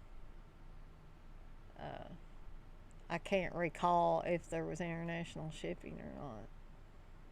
I'm checking, Satan, to see if we got, you bought something from Pizzow and he had international. Yeah, I'm not. I'm looking. Okay, Steve's looking now, so he'll let me know if he finds something. You'll buy something if I have international shipping. Okay, yeah, I'll let you know here shortly when Steve finds that information. It looks like it will. I mean, if it's I don't know. Oh, because you can pick different countries, yeah, right? And it does say, hey, it'll ship from the EU. So I mean. Okay. Satan, it looks like Steve's looking at the checkout process, and it looks like you would be able to buy and have it shipped internationally because they got all kinds of countries on there. So So the shipping's a little expensive, like $8. well, the shipping's $6.99 for in the U.S. So it's not. It is raping you on the shipping. Aaron, he's not gonna pre-order the Deep Red 4K because I'm getting that for him for his birthday. So, okay, yeah, it is definitely TeePublic, where I've got my stuff. But if you go to it instead of taking a direct link, like if you take a direct link from my streams, you can go directly to it. But if you want to just go to TeePublic and search for my storefront, it'll be under Dana on Deck, and that should bring up all the merchandise. The complete package, Aaron, for that Deep Red 4K does look awesome. And I'll be able to enjoy that as well by getting Steve that, so it's just double the fun, I guess. It's a win-win situation, mate. But again, I'm going to continue my 1980s retrospective with 1987 on Monday, barring anything happening like me getting sick or anything like that, or dying or anything. Oh my God! Otherwise, I won't be doing that. But barring any strange crises happening, I will certainly be doing a live stream, and we'll be continuing with the year 1987. I've got lots of good movies to discuss on that. Of course, Steve would probably beg to differ with me about whether I have some good ones or not, because I've got Cassandra, and he hates that movie. No, I don't. I don't like it. Well, okay, he doesn't like it. Again. How many of you guys that are in here now have heard of the movie Cassandra? It's an Australian horror movie from '87. Nobody knows. And I'm also going to be covering things like Slaughterhouse, Blood Lake, Blood Harvest. Oh, that is actually a good idea to do a worst of the 80s. I could definitely do that as well.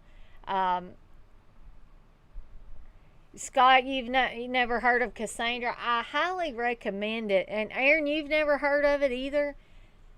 You guys need to, it's hard to find in like a format other than like a Laserdisc or VHS, and it's pretty much overpriced. So if you want to see it, I would recommend you go on YouTube and punch in Cassandra 1987, and it should come up. That's the way I usually watch it now. This was one of those things that I caught a trailer on it back when I watched Prom Night on VHS. I think Prom Night at that time and Cassandra were put out by the same company, and so they had a trailer for Cassandra on there, and I was like, this seems really creepy. I want to watch that. The worst, best movies. Oh, well, you're lucky, Jay, because I don't even remember seeing a VHS box for Cassandra at my local video stores. I just remember, seeing that trailer and looking for it for a long time, and probably all the times that I've watched it, it's probably been on YouTube, and I probably ripped it and put it on a DVD or something just so I'd have a copy in case they pulled it off of YouTube for whatever reason. But it's right now it's still on YouTube. It's not a very long movie, so it's not going to take up much of your time. I think it's maybe an hour and 20-something minutes, something like that.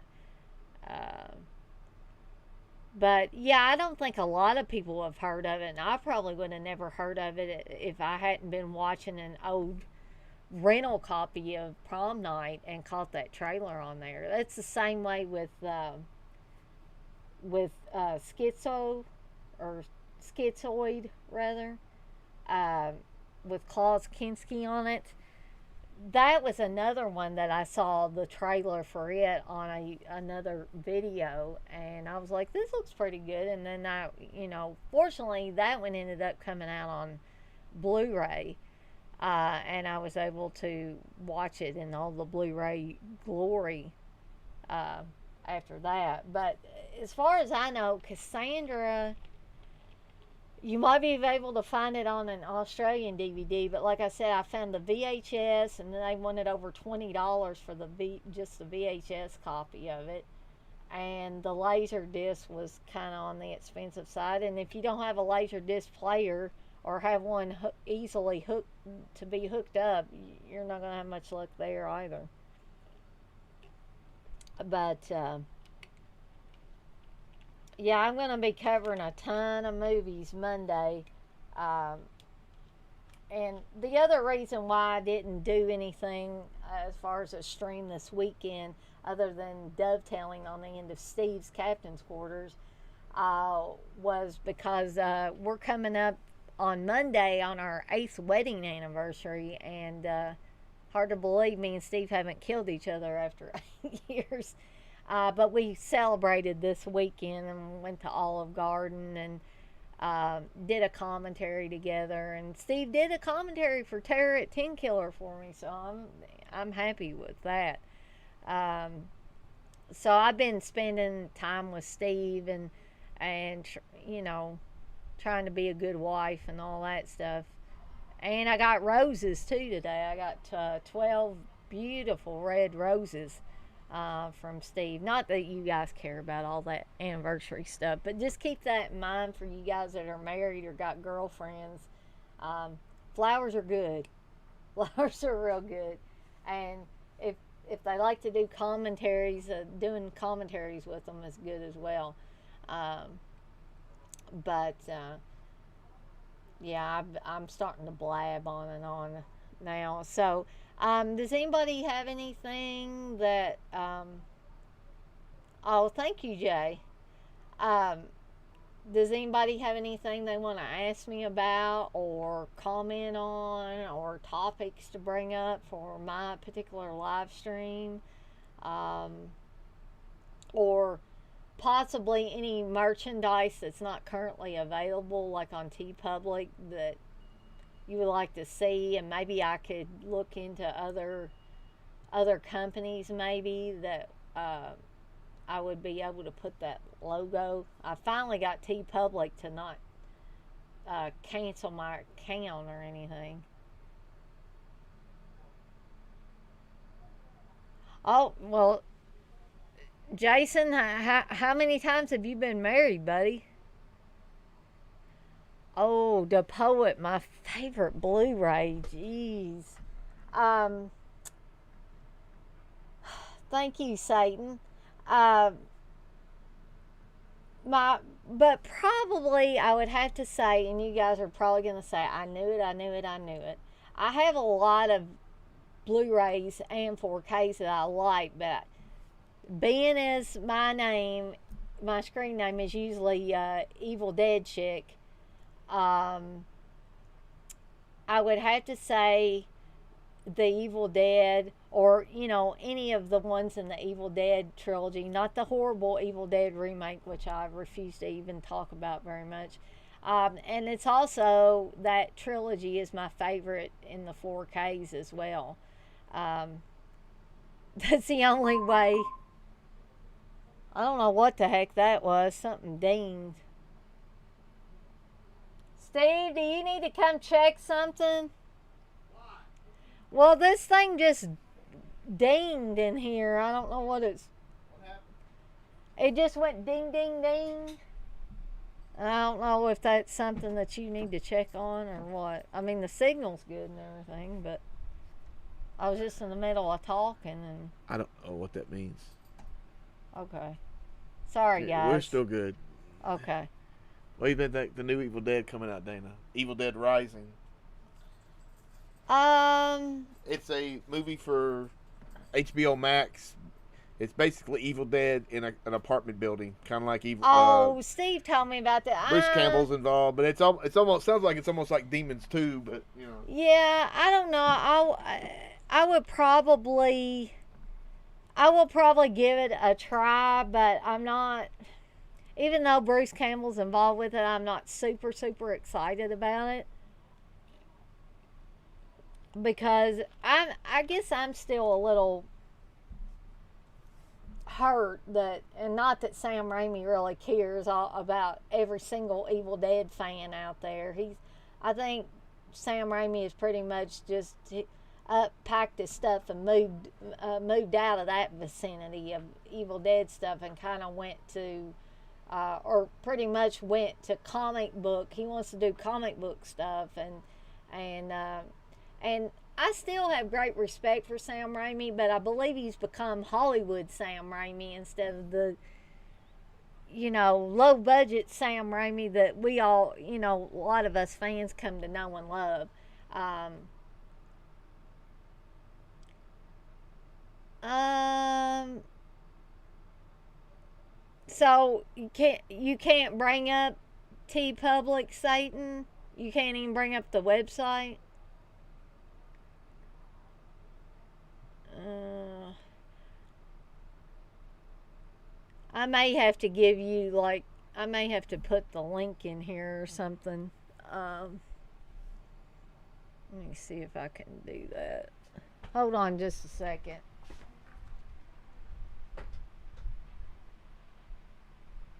Well, now Steve closed it out on me.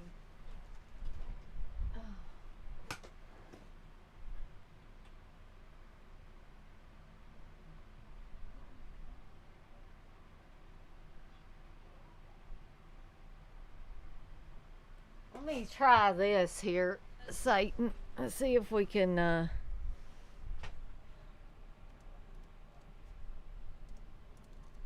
Guys, just give me just a second here. I'm trying to link Satan up with the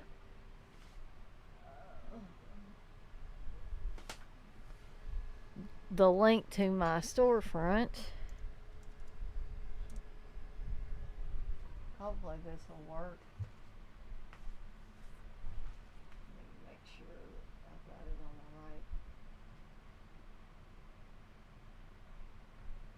the right. Okay. Let's try this.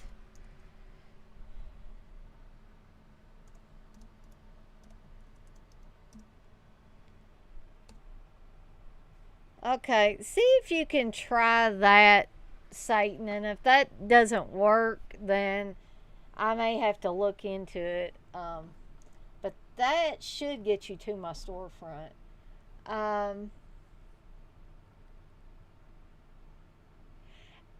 Now, Scott, are you talking about the old Equinox movie? Because if so, I have not seen it, and it seems like there's a newer Equinox movie, and I think maybe Steve may have saw that, but I don't think I have. I don't think I've actually sat down and saw it.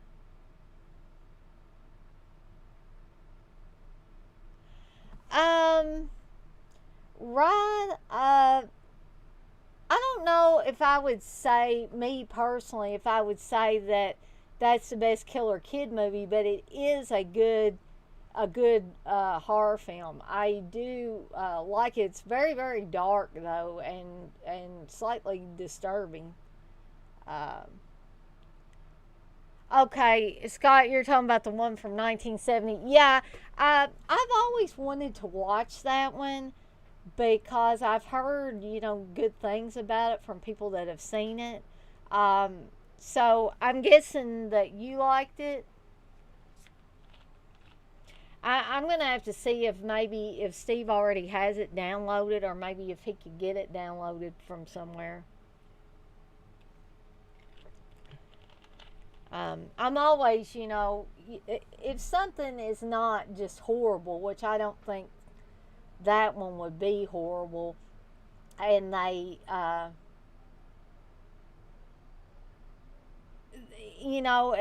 Evil Dead's not a horrible movie, obviously. So if they took things from that, then as long as it's not a blatant ripoff, then I would say I would be okay with it.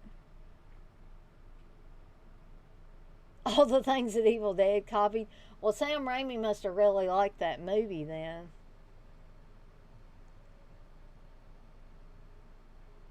Okay. Everybody's telling me that this Equinox is good, so I guess I'm gonna have to watch it for myself. Jason Bloody Birthday was a good Killer Kid movie.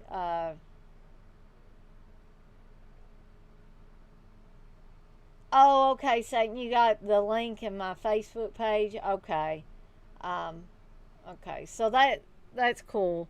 Anyway, you can get there. I'm assuming somebody got there a week or so ago because somebody did buy something other than me. And like I said, Steve did not admit to buying one, and he hasn't received any shirts. So um, I would suspect that no, he didn't do it. But um, I'm trying to think of some other real, Children of the Corn is obviously a Killer Kid movie. The Children is a Killer Kid movie. Um, and when I think of Killer Kid movies too, and some of you guys might be like, "Oh God, I don't like anything that old." But the Bad Seed with the old black and white Bad Seed with Patty McCormick playing the evil little girl. Um, I really like that one, and I always have liked that one from the first time I saw it. And if you haven't seen it, I recommend that one. Um, the I tell you what, Patty McCormick as that evil little girl is very disturbing in it. You could almost believe that she was kind of like the kids in Bloody Birthday, that she didn't even have a conscience, that stuff didn't bother her. She didn't even realize that, hey, killing this kid, causing him to drown because I wanted his penmanship medal or whatever, it's okay because, I didn't feel anything bad about it. The Devil Times 5, yeah, I would agree with that, Ryan.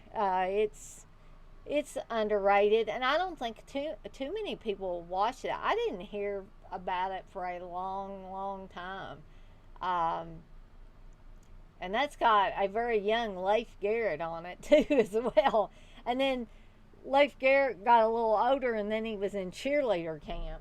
How many of y'all remember cheerleader camp where Leif Garrett's character is stuffing the socks in his underwear and stuff like that? It's great.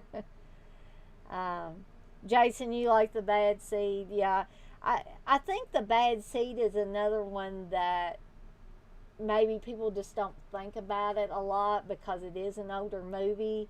But to me, I have the same level of respect for the Bad Seed that I do for the original Psycho.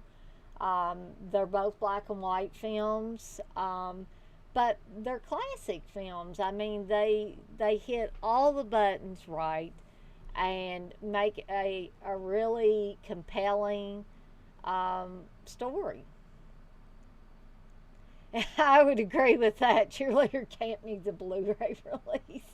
Of course, there's a lot of things I think need a Blu-ray release, but a lot of people would disagree with me on my choices. But there's already been a lot of things that have had Blu-ray releases that, things like Microwave Massacre and Doom Asylum and stuff like that,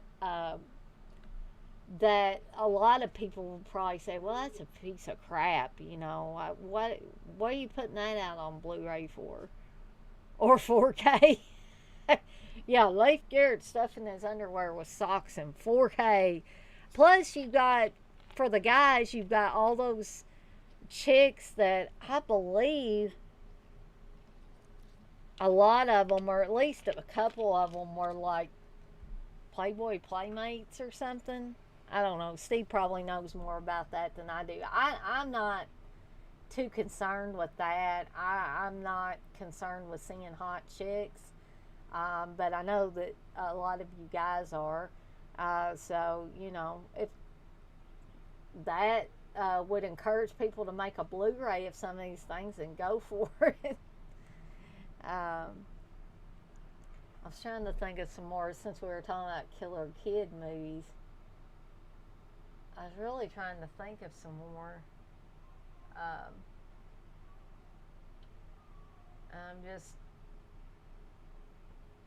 I'm totally drawing a blank. I guess because it's late in the day. I don't know. My brain starts to shut off after a certain amount of time. And I had a little wine at lunchtime today when we were at Olive Garden. I highly recommend their pink Moscato if you like wine and you like sweeter wines. I don't like dry wines. I prefer the sweet ones. So if you like sweet wines, and you're going to be going to Olive Garden, I highly recommend their pink Moscato. Beware Children at Play. Yeah, that one's a bizarre one too. I was thinking of Steve and I watched that a while back. I mean, I don't mean bizarre that it's bad or anything. Just it's the storyline's a little bit more bizarre. If you can make something about killer kids even more bizarre.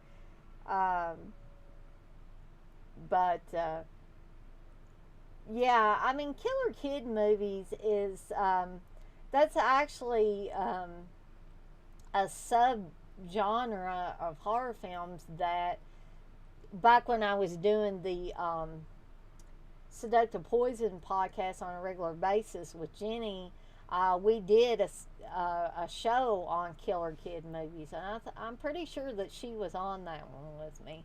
I know I did some of those episodes by myself, only because that she had other things important things going on where she couldn't do those shows with me.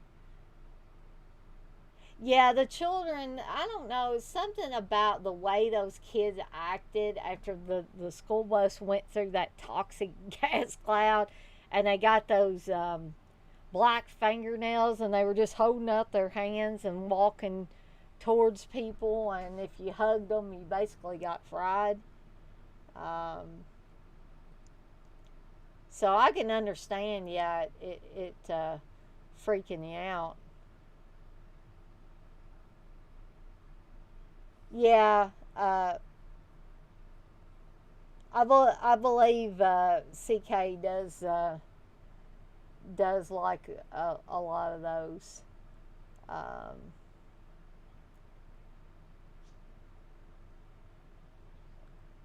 Which one did you see on YouTube? Did you see Cheerleader Camp on YouTube, or? I'm sorry, I missed that comment before.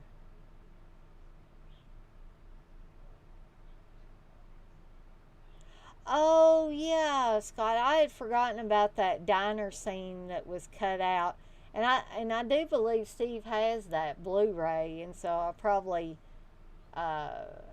need to watch that again. Um, I actually, the poet, I have a DVD of Cheerleader Camp, and I think that I saw this probably for the first time in my VHS rental days, like a lot of movies that I've discussed. Um, and I think the number one thing that got me to rent that sucker was the artwork.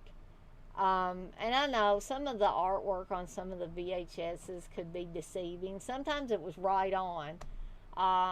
But things like Return to Horror High had cool artwork on it of skeletons in cheerleader costumes, and Cheerleader Camp had, basically the same setup. Slaughter High with the artwork on that one. I mean, these people back then, it was an artwork. I don't think so much now. Things are artwork. Things are kind of cookie cutter esque, and I don't think they really. I think they're convinced. These distributors are convinced that they can sell this stuff, like drugs to a drug addict. And that's pretty much so. And they don't have to put any real effort into making the artwork interesting or eye-catching. So I think the days of us seeing that really cool artwork on any newer movies is probably fell by the wayside. I just really don't think we're going to see that anymore because they don't use that as a selling point anymore. But back in the 80s and possibly some in the 70s, I think that artwork was really what got that stuff moving in a lot of cases. Because when you would go into the video rental stores and look at shelf after shelf of horror movies, if you didn't have something that would stand out, chances are your eyes was going to go right on by it. I mean, that happened to me with The Burning several times, and I was missing out on a really great, in my opinion, horror film because the cover art was not very striking. The cover art had a couple embracing in a lake, and very faintly you could see the shadow of Cropsey with the shears raised up. But if you weren't looking real close, it just looked so blah, And so I just think until now, when people will eat up anything you set in front of them pretty much, the market, I guess, just doesn't need that kind of artwork anymore, which is a shame. But anybody got any more questions to ask me? I don't want to be in here boring you guys or needlessly or anything. I really love The Burning, right? That is at the top of my list of slashers. Now, I know Wes from DEADPIT and I have went back and forth on which is better, The Burning or Madman. Now, see, I like Madman, but if I had to say which was my favorite between the two, I would have to say The Burning. And Wes disagrees. He prefers Madman. Yeah, the poet bad artwork like the Halloween 4K. Yeah, no, I mean, most Scream Factory releases, they do care about the artwork that comes out, but these are generally for older films. And then they have the old artwork, and then they have that new artwork. But yeah, I would have to agree that the artwork for the new Halloween 4Ks is pitiful. I don't know what happened there. The Burning 100% over Madman. Well, I find Madman a fun film. And I actually watched it before I started listening to DEADPIT and hearing them talk about it and stuff. But then when I saw The Burning, I was still like, I don't know if it, because it had, in my opinion, more inventive kills. I don't know. It wasn't a thing of one was more stylish to me than the other. I just liked the execution of The Burning better than Madman. Yeah, Jason, the Madman has a charm to it. It does. However wacky that charm is, it does have some charm to it. Yeah, Jason, you say it's a tough choice, but I have to give it to Madman for the awesome theme song. The theme song is great. But then on Burning, you have that great synth stuff. I don't know how many of you like the synth stuff, but I like it. I really think, used correctly, it adds to a horror film.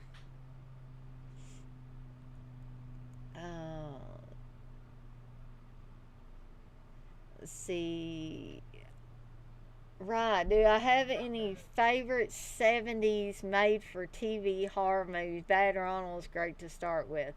Yeah, I agree with Bad Ronald.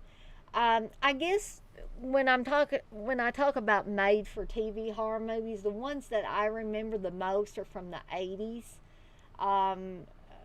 And so I would have to say that those ones I remember. I remember Bad Ronald. I think thanks to my mom, maybe mentioning that one to me. But I was a 80s kid, pretty much. I was not born till 1976. And so most of that made for TV stuff came to me by way of syndication in the 80s. One that I really like and I've talked about on another stream is Don't Go to Sleep. I still find that not as creepy as I did when I was a kid. You know, it's one of those things where when you watch stuff as a kid, when you're a young kid, stuff can seem a lot more terrifying than when you become an adult. But I think that this movie still works. And all I will say, for those of you that didn't watch my made for TV horror stream where I talked about it, is you will never look at pizza cutters the same way ever again. That's all I'm going to say about it. And that the movie is super creepy, and I highly recommend it if you can find it. You can probably watch this one on YouTube as well. I agree with Dark Night of the Scarecrow. I usually watch Dark Night of the Scarecrow in the fall around Halloween. Scott, you've seen Don't Go to Sleep, I'm guessing. That one is the one that really stuck with me as far as made for TV horror. You know, you had things like Invitation to Hell that Wes Craven did that was good. You had This House Possessed was another one that was good and had creepy moments. But out of all of those, Don't Go to Sleep was the one that really stuck with me. I mean, especially if you were... My mom always talked about the original, The Haunted, or The Haunting, I mean. And she said that movie made her scared about ever putting her hand, just letting it hang by her bedside. She said after watching that, Don't Go to Sleep will kind of do the same thing. You will never look at sounds that you hear at night the same way again. And you definitely will not want to look under your bed to check for any weird sounds, knocking sounds or anything like that.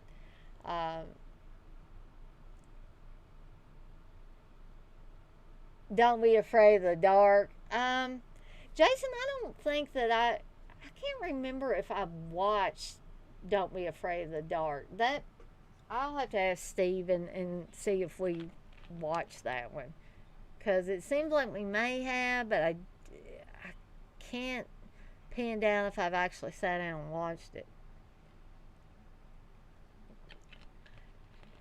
But yeah, there was a lot of that's something that you don't really see anymore, is made for TV horror. And you don't see just made for TV. There's made for cable stuff all over the place as far as horror anthology television, but not just stuff that's made specifically for TV, like Tales from the Dark Side and the Twilight Zone from the 80s and all of that stuff. Yeah, Salem's Lot, Dan Curtis stuff. Yeah. Scott, it sounds like you're up on all of that stuff. Salem's Lot was... I think that was one that kind of scared Steve a little bit as a kid. Of course, I think it came out in 1979 as a miniseries, and Steve would have been like 10 years old. Watching that, so I guess that probably was pretty scary for him. I didn't watch it until much later, and unfortunately I watched the theatrical version, then I watched the miniseries, and I definitely prefer the miniseries because it's got more of the meat of the story in there, of Stephen King's original story. And Steve actually told me they were going to have a prequel, I guess, to Salem's Lot, Jerusalem's Lot, which is also based on one of Stephen King's stories, Jerusalem's Lot from Night Shift. So, Steve, did you say that Jerusalem's Lot is going to be a movie or a television show? Or a show? It's going to be a limited series, I believe, on Epix, but it's not going to be called Jerusalem's Lot. It's going to be called something else. Yeah. But it's based on that story, right? I think Adrian Brody's in it, so that's... Steve, that would be a drawback for Steve. But maybe he'll get ripped apart or something. Have we seen Don't Be Afraid of the Dark, the original one? I have not, but I have it. Okay. Well, I guess we should watch it sometimes because Jason Stroud says it's a hoot. You should check it out if you haven't. Yeah. They were asking me about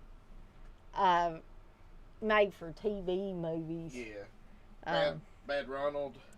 Well, from the 70s, but what other TV movies from the 70s other than like the Salem's Lot miniseries? I told them I was an 80s kid, so I remember those. There was one, the Secret of Harvest House or something like that. Dark Secret of Harvest Home. Yeah. I've been trying to watch all of that, and I keep falling asleep when I watch That's it. good, and then I thought you might jog. well, my that memory one on some. shoot.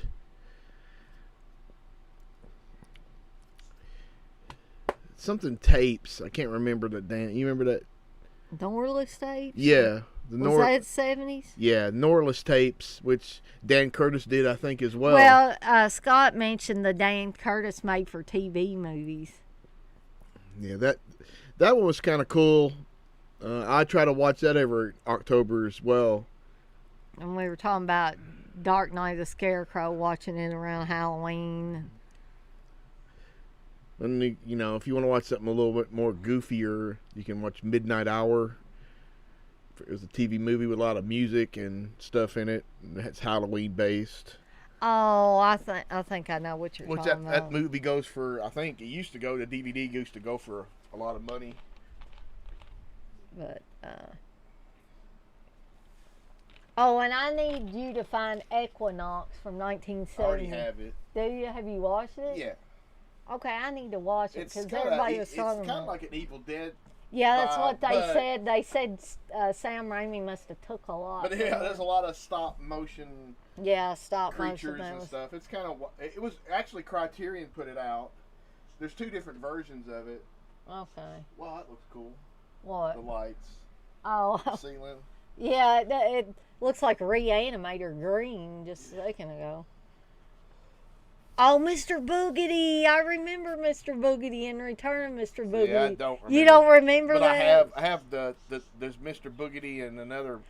Crawl Space. Yeah. Remember, I had you download that for me. Yeah, that movie is pretty good.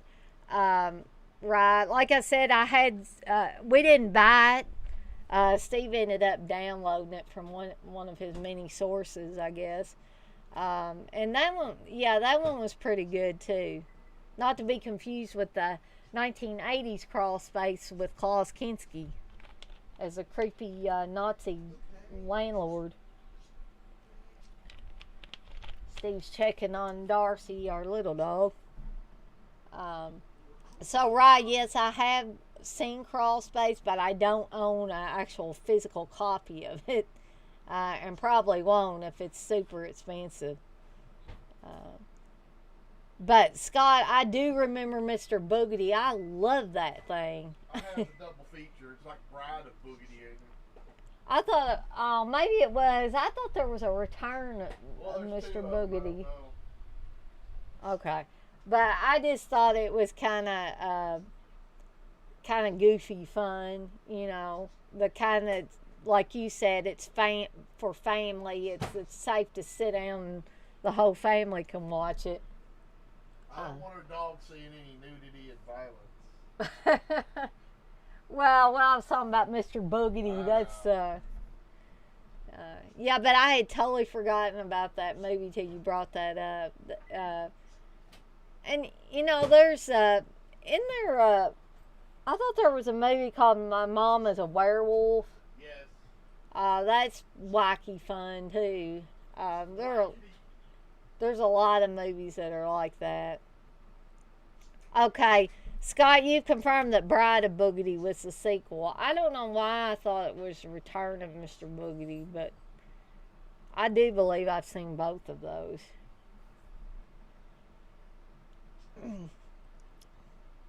But I was trying to think of other made-for-TV stuff, and my mind is just drawing a blank. There was another, like, I believe this one was in the 80s. It could have been the late 70s. I believe it had two titles, Shattered Silence and When Michael Calls. And that one was a really good, creepy little movie, too, as well. And I believe that was made for TV as well. But like I said, I can't remember the exact year right now. But if you've never seen that one, I highly recommend that one as well. I'm probably going to have to look back at my stream where I talked about those movies, because there were several that I talked about. There was, oh shoot, what was that one? There were, if you want to talk about stuff that is that's creepy but based on real stuff, for any of you guys that are interested in the cult stuff, the serial killers, stuff like that, the Deliberate Stranger, about Ted Bundy is a really good miniseries, starring Mark Harmon playing Ted Bundy. I think he does a really good job in that. Whereas Mark Harmon usually plays either,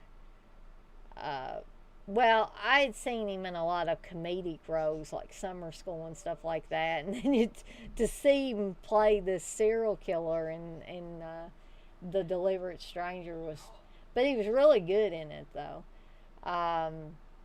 And Helter Skelter, the original Helter Skelter mini-series with Steve Railsback playing Charles Manson, and that's why I cannot see Steve Railsback in anything else.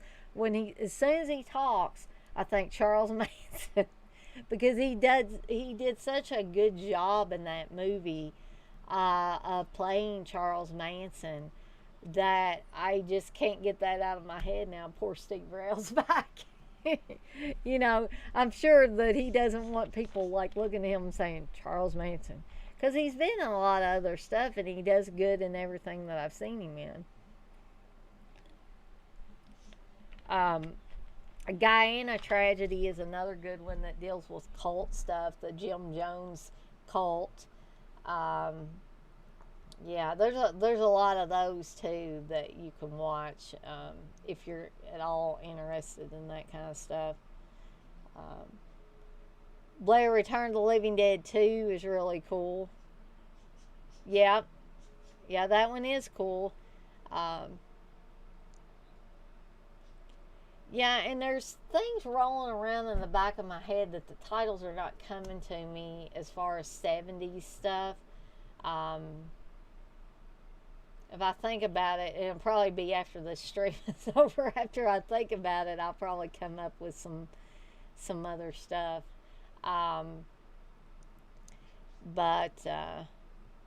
Yeah, what the heck time is it? I don't even know what time it is. I don't even know how long I've been talking. I just feel like I've been rambling on for so long that time has come and gone. So I will ask again, does anybody have any questions, comments, suggestions, anything like that they want to ask me before I shut this thing down? Because I don't want to talk your guys' ears off, because some people probably got to get some sleep.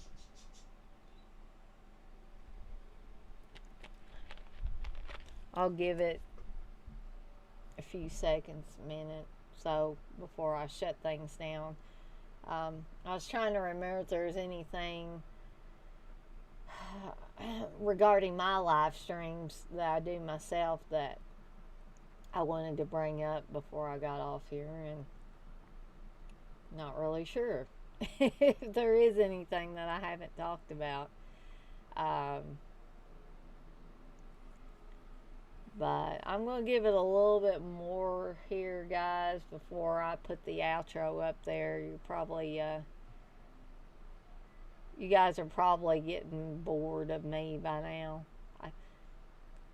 I hope nobody dislikes me dovetailing on the end of Steve's shows, because I don't want to do that if people don't like it. If they enjoy it, that's great. I can continue to do that and come on here and talk a little bit, blab a little bit before we end it.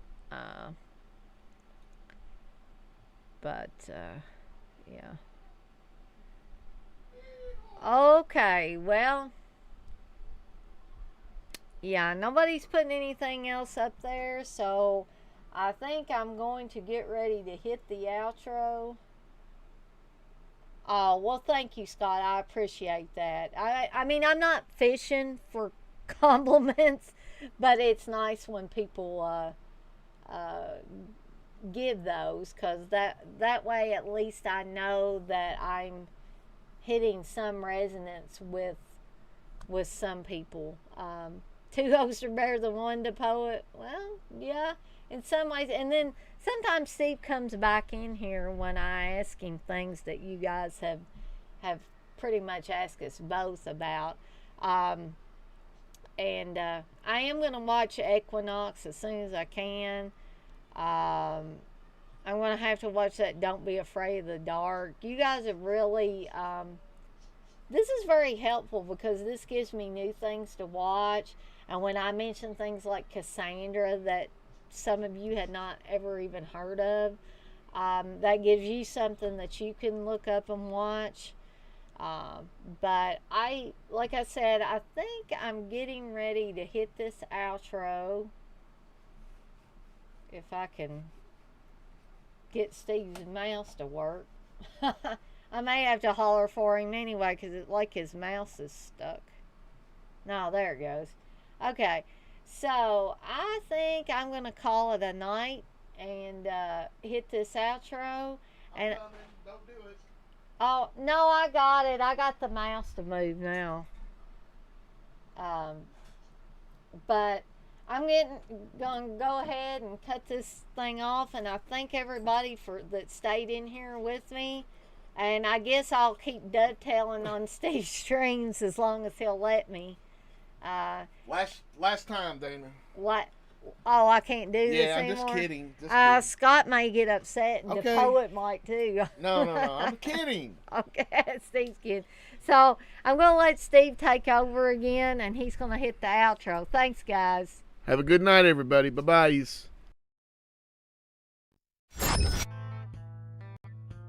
Thank you to all of our supporters on Patreon. DEADPIT on Patreon.com is the only place to check out a complete archive of the old DEADPIT Radio shows all the way back from 2005 on, in addition to the midweek shows and fan commentaries, exclusive podcasts, and much more. DEADPIT on Patreon.com if you're interested. Tiers start at only $1.